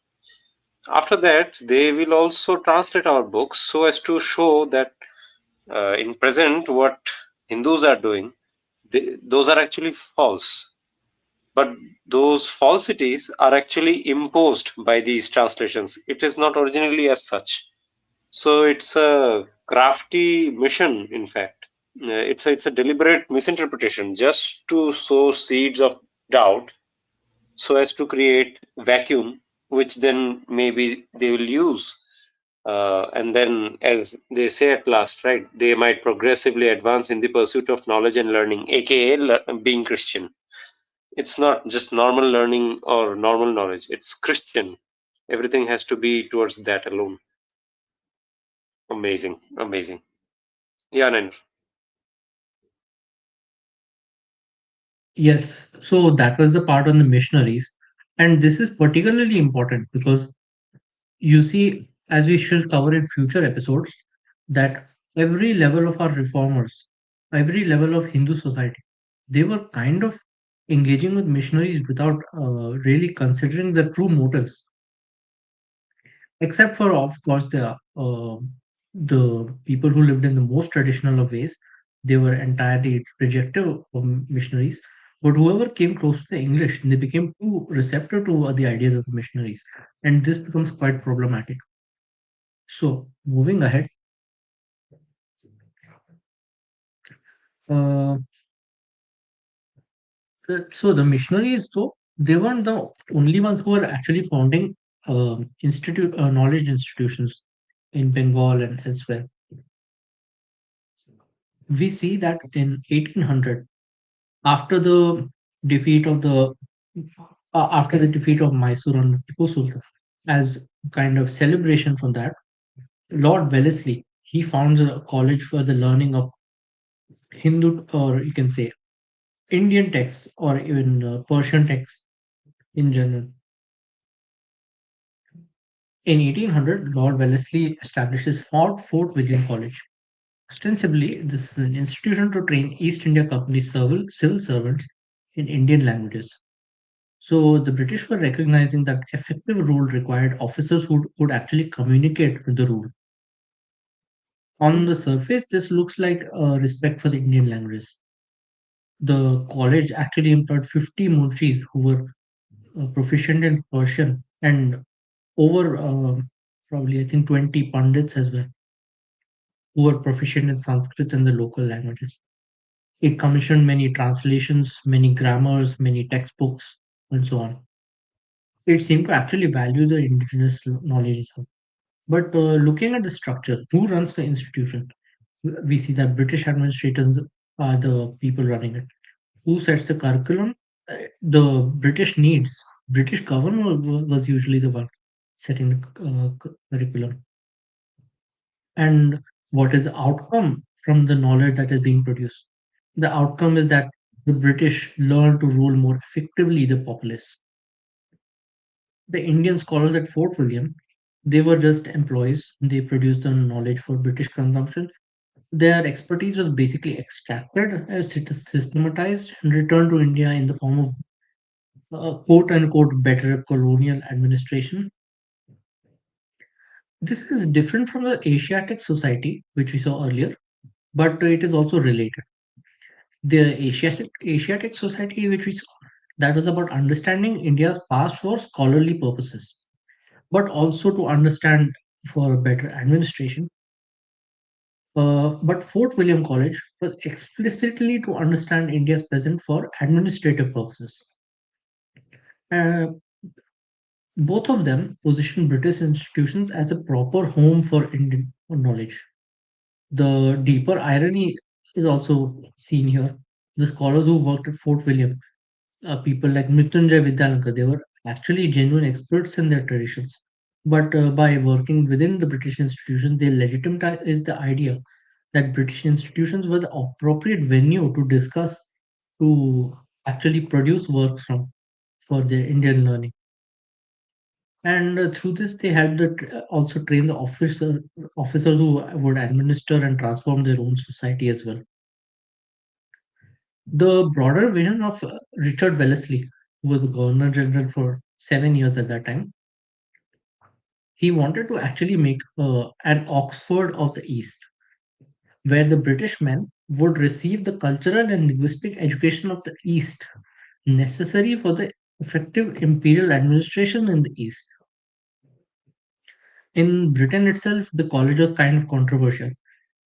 I have seen several letters of Wellesley writing back and forth to the British Parliament asking for permission to start such a college. And after a lot of deliberation and a lot of fundraising, they finally made it happen in 1800. His idea was that ruling India actually required serious ideological preparation, and he did not just want the company officers to just be clerks, but actually cultivated administrators. We can actually see a kind of parallel to this, that the manner in which IAS officers who are trained in Indian, you can say, systems and so on, they are also kind of cultivated in a kind of serious manner, and they're not merely clerks as well. True. The work inside the college, so the work inside the college was largely linguistic. That must be emphasized, but it also had some debates, and I have seen that a lot of contemporary topics that we also discuss down till today, they were actually being discussed in Fort William College in those days. Things like whether Hindi, or as it was called back then, Hindustani, whether it is the lingua franca of India, and then things like whether Sanskrit is the mother of all languages. Such things were actually being discussed at Fort William colleges in like 200 years ago. That is also an impressive thing. The the main shift in Fort William College is the broader epistemological shift, basically. That before British rule, Indian knowledge system, they had their own institutions, right? The particularly in Bengal, they had the tolls, Sanskrit schools, basically, and each you can say sampradaya had its own mutts, the monasteries, and the rulers would patronize these basically. But now, under the Asiatic Society or Fort William College, the universities become new prestige centers, basically. And any Indian scholar, when he wants patronage or when he wants recognition, he actually moves towards these institutions. So the basic consequence here is that Indian knowledge is preserved, but it is recontextualized. That the Sanskrit texts are being studied, but they are being studied for a different reason from earlier. You can say that in a classical toll, it would be actually be studied for its own content, but in the Fort William College, it was being studied for its value to the administration. And this uh, kind of creates a doubt in the mind that if the work that you're doing for the, uh, or no, what should I say? If your texts have value for the conqueror or the colonizer as much to benefit his administration, then how long does it take till you begin seeing it the same way, that your texts are just a text to further their administration? That was one thing. Indeed. So yeah, this is a Wellesley's minute on the founding of the college of Fort William. The listeners can read it if they like. So this again shows the same thing, that the Bengal's traditional scholars, they were now working day and night to actually equip the colonizers with their own knowledge, with the knowledge that the colonizers were planning to dominate them. The scholars, they were not also forced to work there. They were probably very grateful for the employment, and they were actually paid very high as well. But the structural position that indigenous experts as employees of a foreign institution, that captures something about how the knowledge systems were being reorganized. So yeah, this was about Wellesley's minute as well. right? Any points on this, Rishi and Nocturnal Patriot? Yeah. Um, so to support your point, just for the sake of listener, uh, I'm gonna repeat the names of the pundits, especially because there were also Maulvis over there. But apparently, William Carey was given the Sirampur mission triad, uh, the intellectual head, as Nina told us today.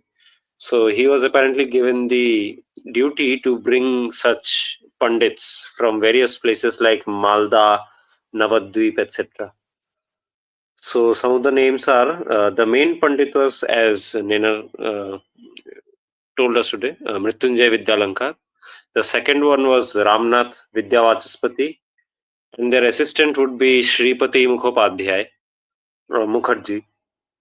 And then there were a couple of others like Ananda Chandra Mukhopadhyay, Rajiv Lochan Mukhopadhyay, Kashinath Tarka Panchanan, Padma Lochan, Chudamani, and the notorious Ram Ram Bosu, whom we will discuss later on. So yeah, these were the guys, and they used to write simple works for the colonial administrators, biographies of various kings, historical works, translations of various Persian works as well were made, such as Chandicharan Munshi translated Tota Nama as Tota Itihas, um, and there and then other works like Hitopadesh, Panchatantra, inspired works. Um, Dictionaries were also made at that time. Mohan Prasad Thakur makes some of them. English to Bengali. These English to Bengali, English to Udiya dictionaries also come by then. And some works of philosophy as well, Purusha Pariksha and Padartha Kaumudi and so on. So these works were being authored at that time. And I think the traditional Pandits especially had this thought process that, okay, this is an opportunity for us to publish our works using modern technology which had come by then. So why not use it? Uh, it's gone. It's gonna be useful, especially for larger society as well as it will incur favor from the British administration at that time as well. Also, maybe they thought they could influence some of them. Ambitious, but I don't think they succeeded in that. Of course, yeah, Nina Yes. One thing to or note is Patriot. that the the wages of that were paid at Fort William, they were exorbitant, basically. They were very high. So anyone who was employed there, they basically made a fortune. True. Like Mrityunjay Vidyalankar, I'm looking at now 200 rupees per month. His salary was at that time 200 rupees is way more. Like no traditional scholar could have that sort of money running his stall or chatushpatis at all. Yeah, So yes, Nocturnal Patriot, any points, or shall we move on? Yes, we can move on. I think Rishi covered this area quite well. So yeah.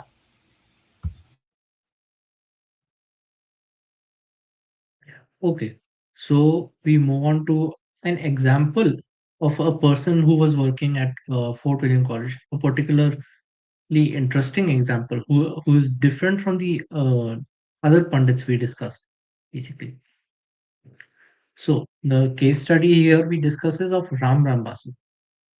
He is an important example because it shows all about how exactly the psychological aspects of all the policies that we follow till now, how exactly did they work on someone's mind. So he is someone who never converted to Christianity. He remained nominally Hindu. But let's look at what he wrote in his Gyanodaya, which is a pamphlet, the dawn of knowledge, or which is also translated as enlightenment in modern times. He argued that the Vedas originally taught pure monotheism. He claimed that the later Hindu practice, especially image worship, were corruptions introduced by crafty Brahmins to maintain their power. Does this argument sound familiar? It should. It's the Orientalist schema. It's the Golden Age followed by Dark Age. It's the Protestant critique. It's pure original religion corrupted by priestly manipulation. Ram Basu had absorbed these frameworks and was applying them to his own tradition. And the irony is that he actually never converted. Why is that so? That is because the society was still quite strong at the time, and he would actually be hounded out of it if he actually tried to convert. So yeah, that was one thing. But you see the point here that this is the first kind of example of psychological colonization we see in the mind. That the colonized has to apply the colonizer's criteria to define his religion. He tries to remain Hindu, but he's trying to uh, change everything that is about Hinduism in the contemporary times. That is a serious crack in civilizational confidence. No doubt about this or that practice, but doubt about whether your tradition is living form, whether it has validity at all. So yes, it was basically the fear of consequences that prevented such people from converting, but their core had already been infected. They already questioned whatever beliefs they had that had been passed down to them in the previous generations, or even whatever their pundits told them. And the fact that they were already trying to climb up in the social order, and they were being paid handsomely for the job they did, meant that they didn't really see merit in uh, remaining attached to their roots. So they were constantly questioning their identity. They didn't have much, they didn't really have any native rooted values to pass down to their children, because they themselves had grown up questioning such ideals, because they were earning their bread by questioning their own ideals and working for an alien person. And of course, Yes. now we had the elites divided between, we had some traditional elites who were both, who were like safeguarding the Hindu rights and the Hindu front, while we had these people who were basically being paid by the British to finance their own ruin.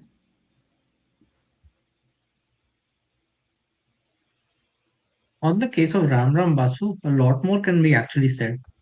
First of all, we see that originally his doubts with Hinduism started with his, you can say, as he was a Persianized Hindu already, that he grew up learning Persian and Arabic more than Sanskrit in the beginning. Yeah. That kind of acquainted him with Islamic theology more than Hindu theology, and those kind of doubts persisted in his mind. This is also noted by Carey himself. Ram Basu was a munshi of William Carey, the same guy we discussed earlier. And Ram Basu is also the same guy who teaches Carey Bengali and Sanskrit. Yet This is another what the thing that traditional I narrative. think we should add is Yes, that earlier we spoke of Anglophiles who came from elite entitled backgrounds. Ram Basu did not yes, come from an elite entitled background. He was a common man who, like, he was, you can say, a member of, he would have been a member of the middle class nowadays. So he was a common man who didn't have an elite entitled background, and he got this sudden opportunity to rise, in the social, rise along the social ladder. This was a big opportunity for him, and he became this useful clerk for the British willingly.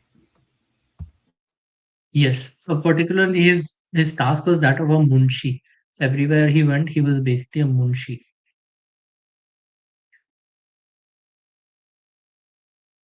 That was the title given to him in those days. Then, apart from that, there are several things to be said about his moral character as well, which even was questioned by his own friend Carey. In 1796, it is said that Carey learned that his munshi had seduced a young widow, made her pregnant, and then also aborted the child. And then he believes that this man is hopeless and he does not wish for him to take up the gospel and so on. That kind of phase also happens, and then he also gets So yeah, he really is acquainted with. debauched enough to make a move on a widow, so which was unthinkable back then. Not just any Exactly. lady, but a widow, and he gets her with child. Yes. And then, of course, there's an abortion that follows. So he was so debauched that he was condemned even by his great friend William Carey. That was indeed something worth noting. And when the Fort William College opens, they kind of put their differences aside and again open again together. And they once again began working together to translate works, to help Carey understand Hindu works, and so on. And somewhere along the way, he begins internalizing every argument that Carey is making. Uh, Ramram Basu was also the member of Carey's Bengali department, which is where he wrote various texts. One of them, quite prominently known as Pratapaditya Charitra, which perhaps Rishi and you can speak. But yeah, I'll continue briefly. So these kind of texts he wrote. Then he also, what else was there?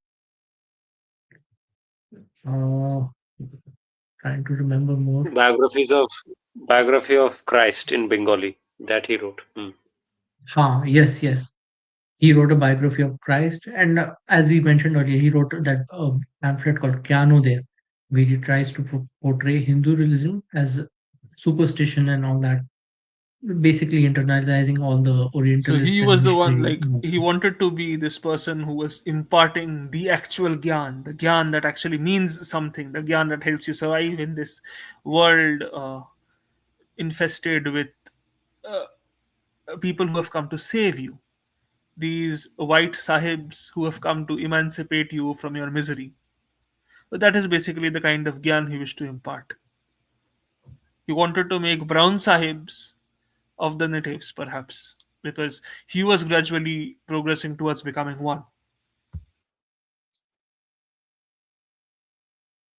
And also, the text which I mentioned, Gyanodaya, that is particularly important because this kind of tone, which is uh, particularly an attack on idolatry, an attack on, you can say, polytheism, this is also taken up by the future societies, the future organizations that come up, particularly the Brahmo Samaj, and even later the Arya Samaj, and so on.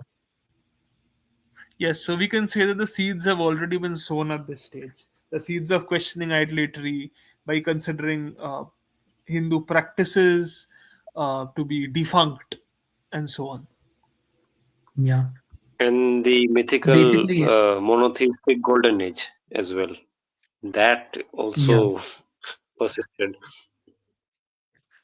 Basically, they thought that they were reforming Hinduism back to its golden age, but in reality, what they were doing is they were molding it into their new Protestant uh, sensibilities, basically. Completely. So, Naina, Huh. any And points Any, also the or fact that I suppose the British also, I mean, they possibly saw it in this manner that, I mean, what they, for them, a homogenized society, a society with a homogeneous identity would be easier to rule because they would willingly obey whatever rules were placed on them, whereas a diverse society would be very hard to bring under a common governance. So they wanted a compliant audience. They wanted a compliant set of followers, which they would get if they were able to uh, make people conform to a set of common beliefs. Monotheism helps in establishing such an order, because as we can see, even if we study the history of the monotheistic religions were made for tribes. So they helped tribes fall in order and follow a common authority. So, of course, they saw merit in imposing such a system in a country as diverse as India. But apparently, they didn't have much success so far. So maybe they assumed probably they hoped that the natives would be able to speak to the natives better in this regard.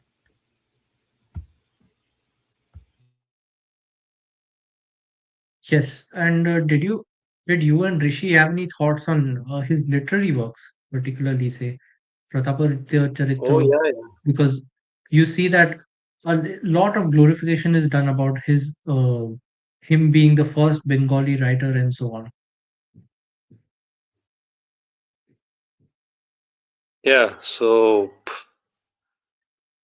his Pratapaditya Charitra, I think Patriot can speak much more cause, oh my god, that is a horrendous work from any standards. Cause in that work, he has tried to mix in all sorts of myths and fairy tales into it and all sorts of aspersions as well. So it's a very carefully knitted, narrativized retelling of a um, actual historical character. In And of fact, it's course, not like a good book. knowing the fact that Pratapaditya happened to be a celebrated icon among the Bengali Hindus, he yet there is also the fact that he lost. He he makes efforts to ensure that Pratapaditya remains a character maligned. So he adds certain miracles. He adds certain weird happenstances, like omens, some ominous happenings, like a certain eagle was found to fly in a certain direction, which made Pratapaditya's own father claim that Pratapaditya would be the cause of his family's ruin, and so on. So a lot of incidents that he inserted deliberately, and these were basically ominous incidents that made certain main characters in the story utter that Pratapaditya, oh, he's doomed. Despite having potential, he's doomed to fail. He's doomed to ruin. He's doomed to ruin his own families, drag his family through the dirt, and so on. So basically, in a way, justifying the downfall of Pratapaditya, which would obviously logically lead eventually to the takeover by the British. Because of course, for the British, they wanted to justify their takeover and colonization of the country at any cost. So any prior That's icon would have interesting. to be maligned. That's interesting that he uses ominous happenings at all because he is considering everything superstitious in our Yes, tradition. yes.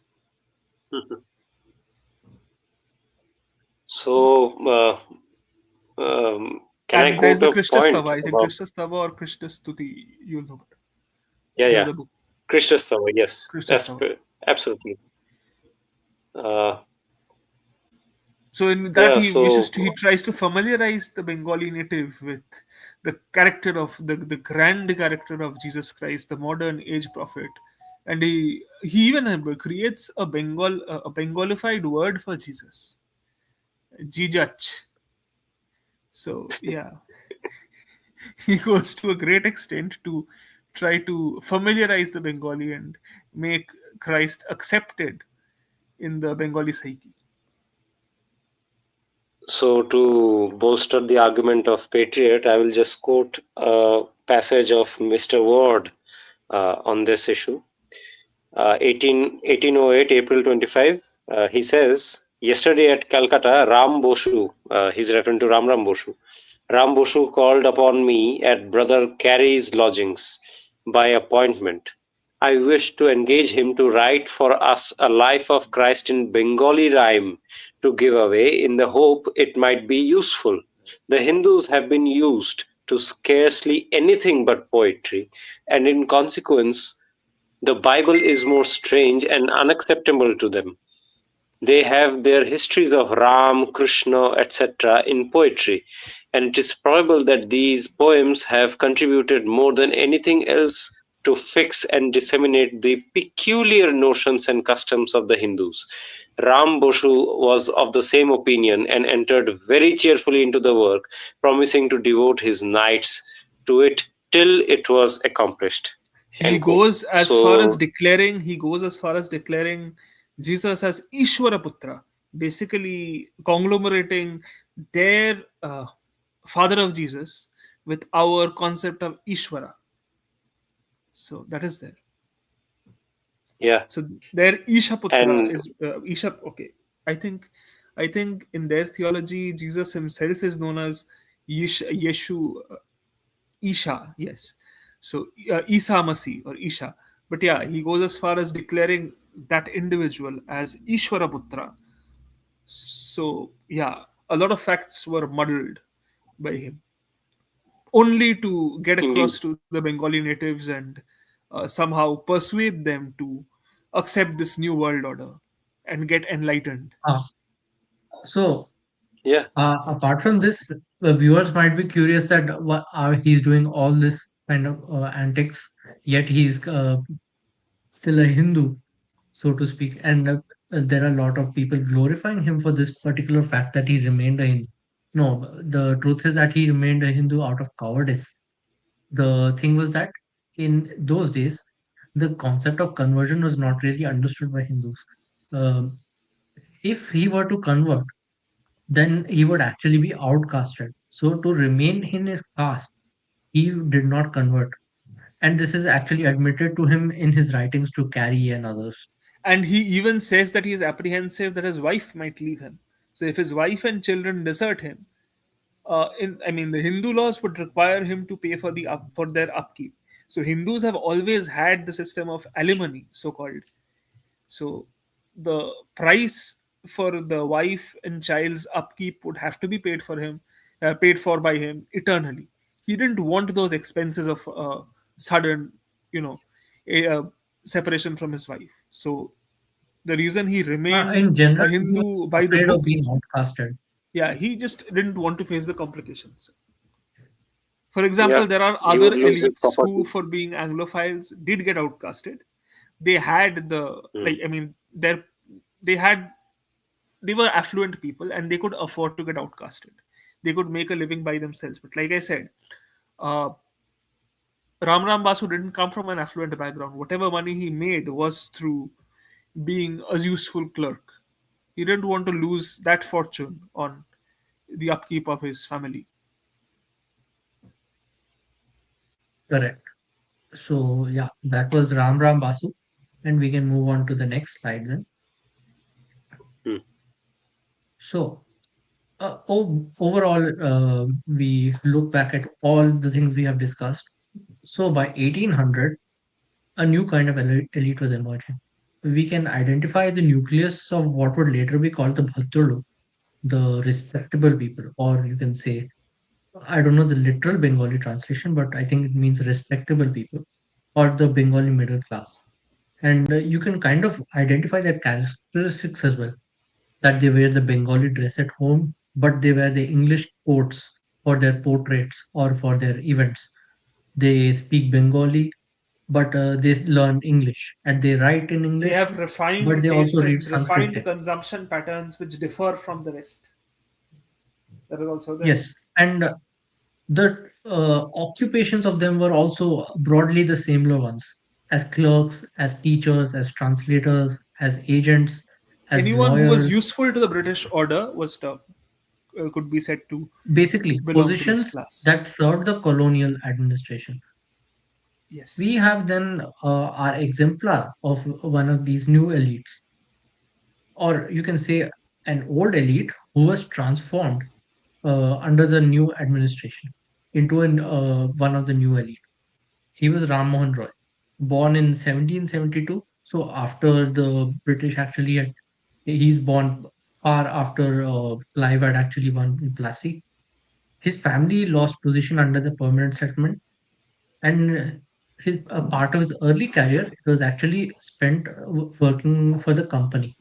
He learned English, Sanskrit, Persian, Arabic, and it is said even he knew Hebrew. So in some aspects, he actually was quite a polyglot and genuinely learned in some manners. But he also came to believe in the nobility of the English intentions.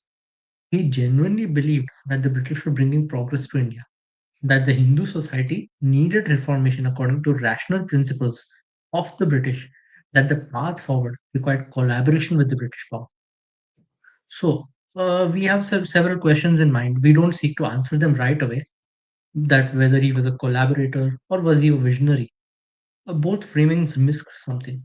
But he was definitely a man responding to the pressures of his times with his own intellectual capacity and with the resources given to him by British categories. So externally, he was very confident, but internally torn. That was the new Bengali Bhadralok that arise in this age. So they were proud Hindus who had Mhm. absorbed the idea that in their tradition, in its current form was inadequate, but in the past it was great. But and they also believed that salvation that lay in ideas from abroad. And here we see an excerpt from his own writings, an autobiographical sketch from a letter he writes to. I'm like the name isn't coming to me right now, but yeah, he writes to someone, to an Englishman. He basically points out how um, initially he was also confronted with feelings of aversion towards the British power in India. But when he reached the age of 20, his father recalled him and he restored him to his favor. And he began to see the Europeans in a new light. This is even before he learned English, in fact. And soon after that made myself tolerably acquainted with their laws and forms of government. Finding them generally more intelligent, more steady and moderate in their conduct, I gave up my prejudice against them and became applied to in their favor, feeling persuaded that their rule, though a foreign yoke, would lead more speedily and surely to the amelioration of the native inhabitants. And I enjoyed the confidence of several of them, even in their public capacity. So yes, this is the kind of change of heart Ram Mohan Roy had, which was in some senses milder than Ram Basu, but as we will see, that even he has certain radical views that we begin encountering later. Yep. So, any thoughts on this, Ramram Rishi or Basu. Peter? Yeah, so now we see that with Ram Mohan there is a change of uh, what you had alluded, right? Like framework. Uh, the Hindu framework itself will be changed now with the Western framework now coming in. So at first he is like he using his so-called Hindu framework, which he has a bit knowledge of from his own parents, I guess. So hereditary knowledge that he had inculcated within himself, which created aversion for the British, but long engagements with them changed his mind. Totally, in fact, now he is a champion of their rule here in India. He completely believes that even though they are foreigners, but their ways are much more superior, and therefore they should be remaining in India and should be changing us, in fact, and that would be in our benefit. So we'll go much more deeper into this, I guess, later on. But this is just a preface to further discussions, I guess. Yeah. Any comments?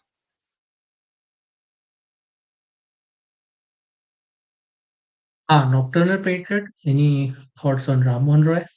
Though we will also cover him later in later episodes as well. Yeah, I think Ram Mohan Roy can be. We will be going into greater detail anyway, so we are good so far. Yes. By the way, on Ram Basu, I think we should. I don't know if it's good or not. Like, should we quote one of his para, like what he writes to some Dr. Ridley about his own conversion and all of that? What do you think? Oh, yes, we can do that as well. I think it is given here, right? No, it's not here. I'll just open that. That would be quite that would be quite useful to understand his actual mindset also. Yeah, because I think the audience needs to know um, clearly, at least, what was the mentality, because people tend to forget it or just gloss over it. Because what has happened is this guy has been praised out of proportion later on in modern times in Bengal, especially because of his supposed literary contributions alone. Those were so good that everything gets subsided. Even the crime that he did, Patriot, which you said, like the assault on that woman, a widow, especially. The particular achievement that people bring him up for is that he wrote the first Bengali text or something, and the Pratapaditya Charitra, no? That is the particular Yeah, achievement yeah, that yeah. we see being brought up again and again. But that was not really an achievement when you think about it. Hmm. You had someone like Rajiv Lochan writing about Maharaja Krishna Chandra Rai at that time, at that very institution. He's a co-worker with this guy. So I don't know what kind of credit does he get. Like, why does he get much more than the Rajiv Lochan guy? It makes no sense to me, at least. Even the head Pandit, or uh, you can say the head from the Hindu side, Mrityunjay Vidyalankar, he also wrote various texts, including one Rajabali, Oh yeah, yeah. which was the So we most need to take note of this comprehensive history of disproportionate praise, this India. tradition of heaping disproportionate praise on certain individuals, and yet their contemporaries remaining neglected. We need to investigate the reason why. And if we like, the more we discuss, we understand why this possibly happened. Because a certain group of individuals were found to be promoting British interests and thus were applauded throughout by whoever kept promoting British interests. The others remained neglected.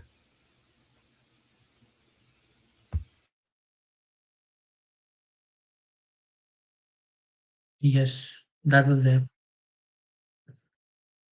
So for now, if we have any points on Ram Ram, we'll just cover it in a moment. But for now, I'll move on to the next slide.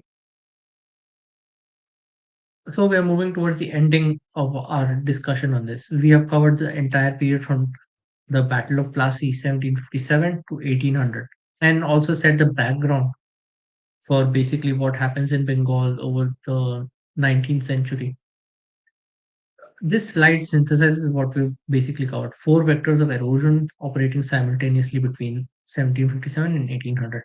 So there's a political aspect, the loss of sovereignty at Plassey, though it was not Hindus who technically lost sovereignty, but it did show that arms would no longer be useful after this, and only diplomacy and service would render them power. The elite, they basically went from being decision makers to order takers. Their political agency was virtually gone. Then there's the economic aspect, the aspect that plunder and famine showed that prosperity could evaporate under the foreign exploitation, that the permanent settlement redistributed wealth to basically those who collaborated, and the old economic basis of the elite was destroyed. Then there is a social aspect, the aspect when it comes to the permanent settlement and the racial bar dismantling the traditional hierarchy and traditional power structures, and how old families fell with these rules and new upstarts rose. The part two status now basically ran through British institutions. Finally, there is the cultural aspect, and this is perhaps the most important, affecting the three others profoundly. The first would come the Orientalist praise of ancient India, which came bundled with contempt for the contemporary Hinduism. Then there was the missionaries who attacked Hindu religion directly, but also borrowing from the contempt of the Orientalists. Then there were the new institutions, uh, basically the fountainheads of the Orientalist movement, the Asiatic Society, the Fort William College, and even the missionary presses, which became the venues for their intellectual life. This quote captures it perfectly, basically. The British intrusion so disrupted the social system of the traditional elite that educated Hindus became receptive to a narrative of decline and the need for change. So, all in all, by 1800, the Hindu elite had lost political power, lost economic independence, lost monopoly over their own learning, and crucially, or you can say at least they were losing monopoly over their own learning, and crucially, they lost full confidence or they lost partial confidence in their social and religious norms. This wasn't a full scale crisis yet, but it was the seeds were sown. for the next to next generation to actually see a full scale crisis. The foundations had basically been laid.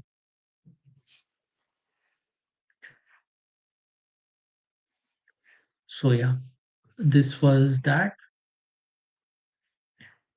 Yeah. Oh, What a disaster.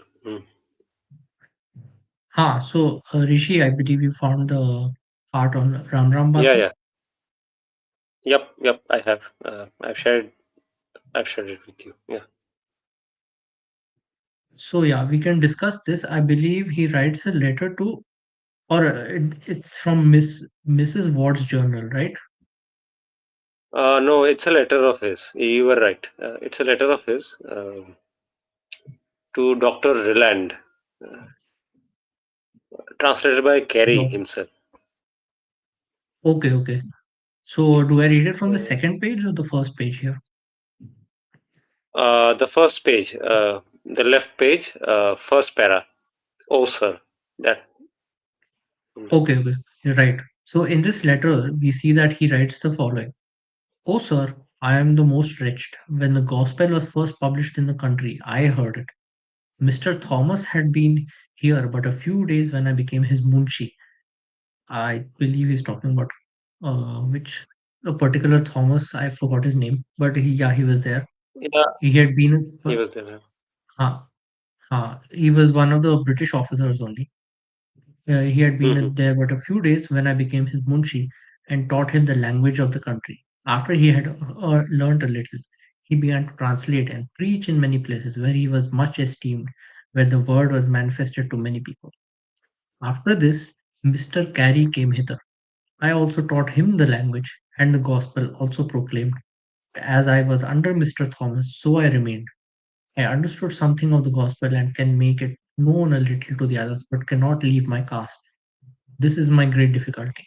But what God had said in I think Matthew 6, a particular quotation Hmm. from Bible, gives me hope. This I seek after and have no hope from other God.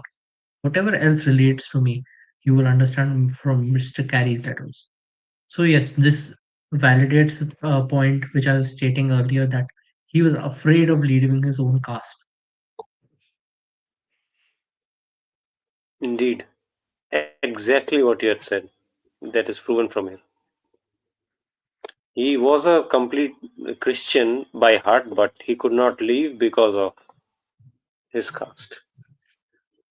And also the fact that like social boycott often accompanied these ostracizations. So many other basic services like milk, clothing, food in general, groceries would be denied to him by the society if he were to be ostracized. That's what he feared. He was apprehensive about such consequences, and therefore and of course, he might have to leave the village or the locality that he was dwelling in because others, his neighbors, would not keep social relations with him. That was an understandable consequence of getting converted. Those were what he didn't want to face. So he converted in everything except name. Hence the question that follows. Yes. So moving on towards the end of the presentation, we have basically covered a lot of topics today. And I want to end this more with a question for the audience and not with an answer, so that you can ponder about the topic, uh, about all the topics we have discussed and how it can relate to the question I'm about to ask. So, when we celebrate the Bengal Renaissance, what are exactly we celebrating? Are we celebrating a flowering of creativity and reform? Or are we celebrating the continuation of a civilizational erosion that began from the starting of British rule?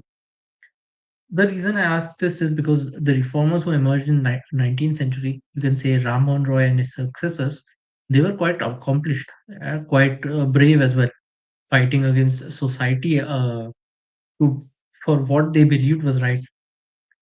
So they created new institutions, new literature, new possibilities for Hindu society to basically advance towards modernity.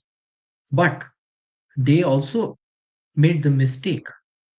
at least in our perspective, of using the categories borrowed from the colonizers. They criticized Hinduism using Protestant standards. They defended Indian civilization by accepting the premise that it needed defending, that it had indeed declined from ancient glory into contemporary degradation. And every level of the way they were seeking British approval as the mark of legitimacy. Was this really the only path available to them? Uh, that we can't say for certain, but we can notice that at other times, other colonized civilizations sometimes found different paths. And perhaps if Bengal or India as a whole would have not been under British rule, we ourselves would have taken a different path towards modernity than we had taken during colonial rule. We might have had a complicated relation with our past because perhaps reform is needed sometimes and sometimes not. But uh, we wouldn't do a wholesale adoption of foreign frameworks at the cost of our own civilization. So, what made Bengal different? Why did we reform in this manner? That's what the part one of our investigation has tried to establish.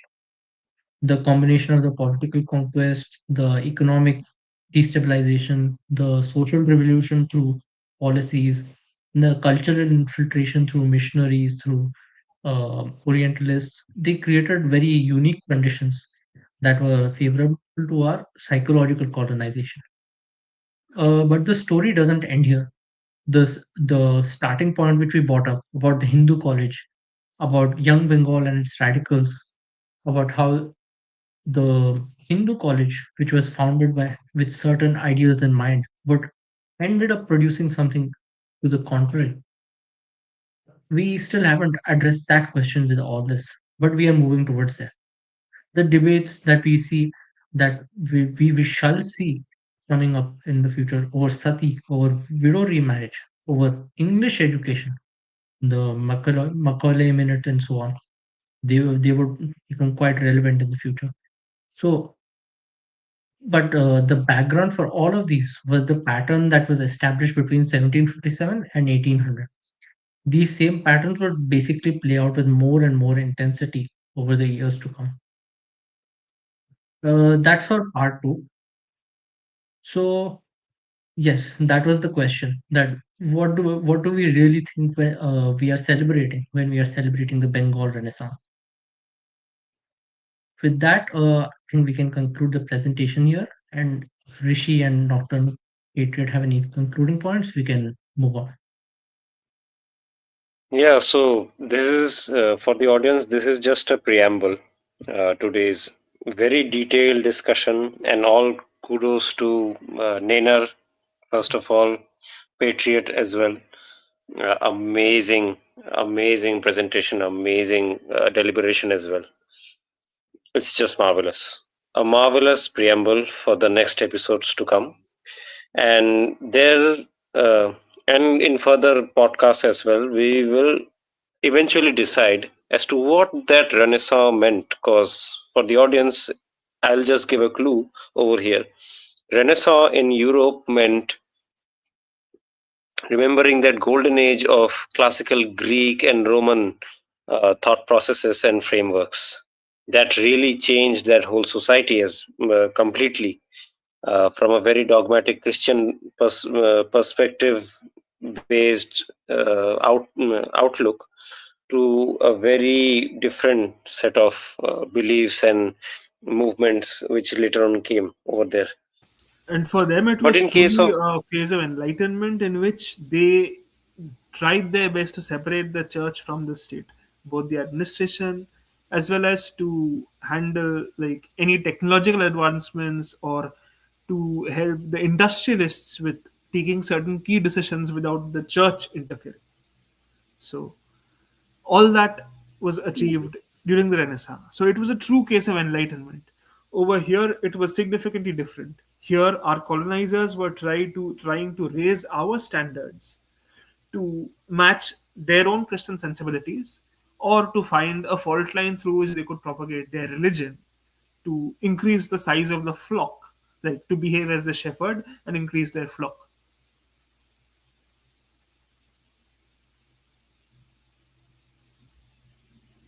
Yes. And at the end of this presentation, I would like to give a particular thanks to a particular book which helped me process my thoughts a lot, and even for Rishi and Nocturnal Patriot. That is British Orientalism and the Bengal Renaissance by David Kopf. It is quite a detailed outline of all the events that happened over a broad period, even extending beyond the scope of what we discussed today.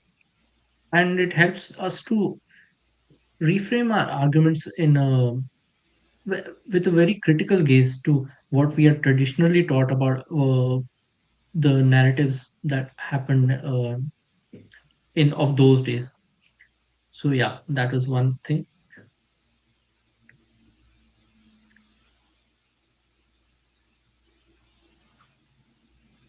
Any questions do we see in the comments? Religion in itself is a culture. Yes, I suppose that is true.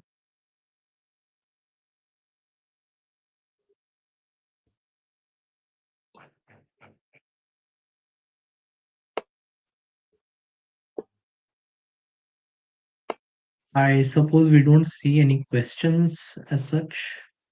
Yeah. Yes, for Uh, Hinduism is a civilizational culture, and Hinduism is tied with this entire land of Bharat Bhumi. That is something that the yes, missionaries or our colonizers either refused to acknowledge or were finding hard to stomach, because their own panths, I'd say, their own panths never had, like, weren't this rich as in to accommodate such, uh, you know such a perspective. yes. I wouldn't say it as religion because religion entirely mean a different thing. Uh, ours is dharma, like one and only dharma in this whole world or universe, as you say. We would like to differ that it is religion or not, but it is not religion.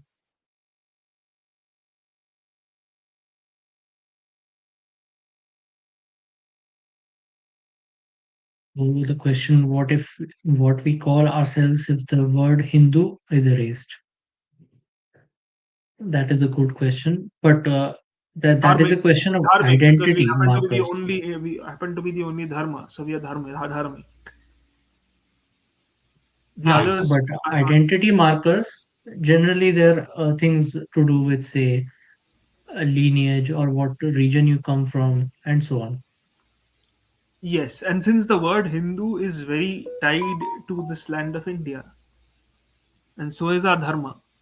So, regardless of whether we say Hindu or whether we say dharma, it refers to this religion or this dharma that evolved on this Bharat Bhumi. And as we have been told, like, yes, yes. even while Bharat Bhumi has been defined, what is Bharat Bhumi? Bharat Bhumi is the patch of land that was saved by Varaha Avatar from the confines of the ocean. The only patch of land where sacred yajnas, which was found to be fit for yajna bhumi, for carrying out sacred yajnas. So other patches of land So were I not think found. So dharma can survive on this bhumi, and this yeah. has been prescribed in our shastras. Also, like I think here Lord Wenzon or whatever. I hope I'm pronouncing your name correct. So I think you are using the word Hindu very loosely here. Like not your problem. Like it is being currently used as very loose word. Like I'm a Hindu. Like True. I am born Hindu, but so I'm a Hindu. Oh, which people are, but if they do not practice it, then they do not remain Hindu. That is a very simple fact. Like you need to practice it. Like you cannot live in terms of Christianism or like atheism and call yourself a Hindu. Then call yourself an atheist or a Christian, as per se.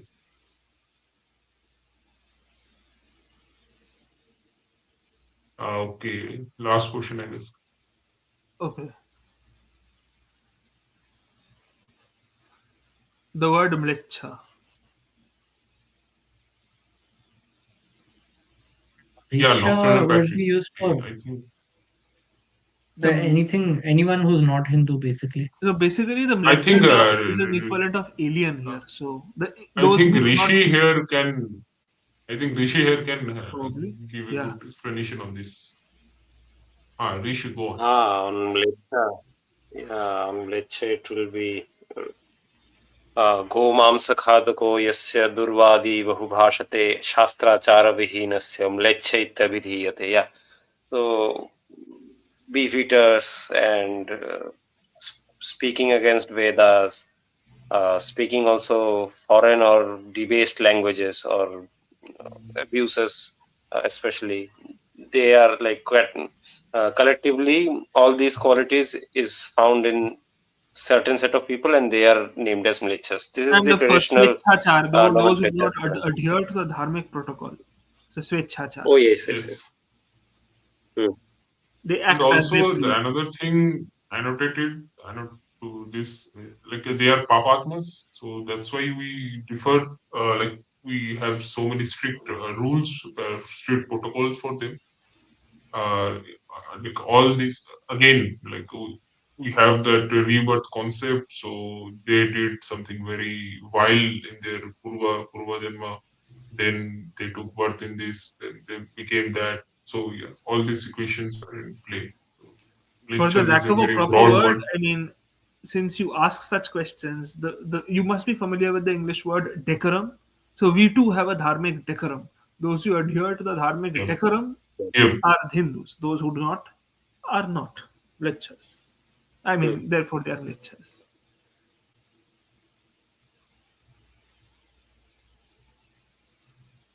I think these are the Any questions. further question? Yeah, I think we can wrap it up now. Yeah. Okay. Okay.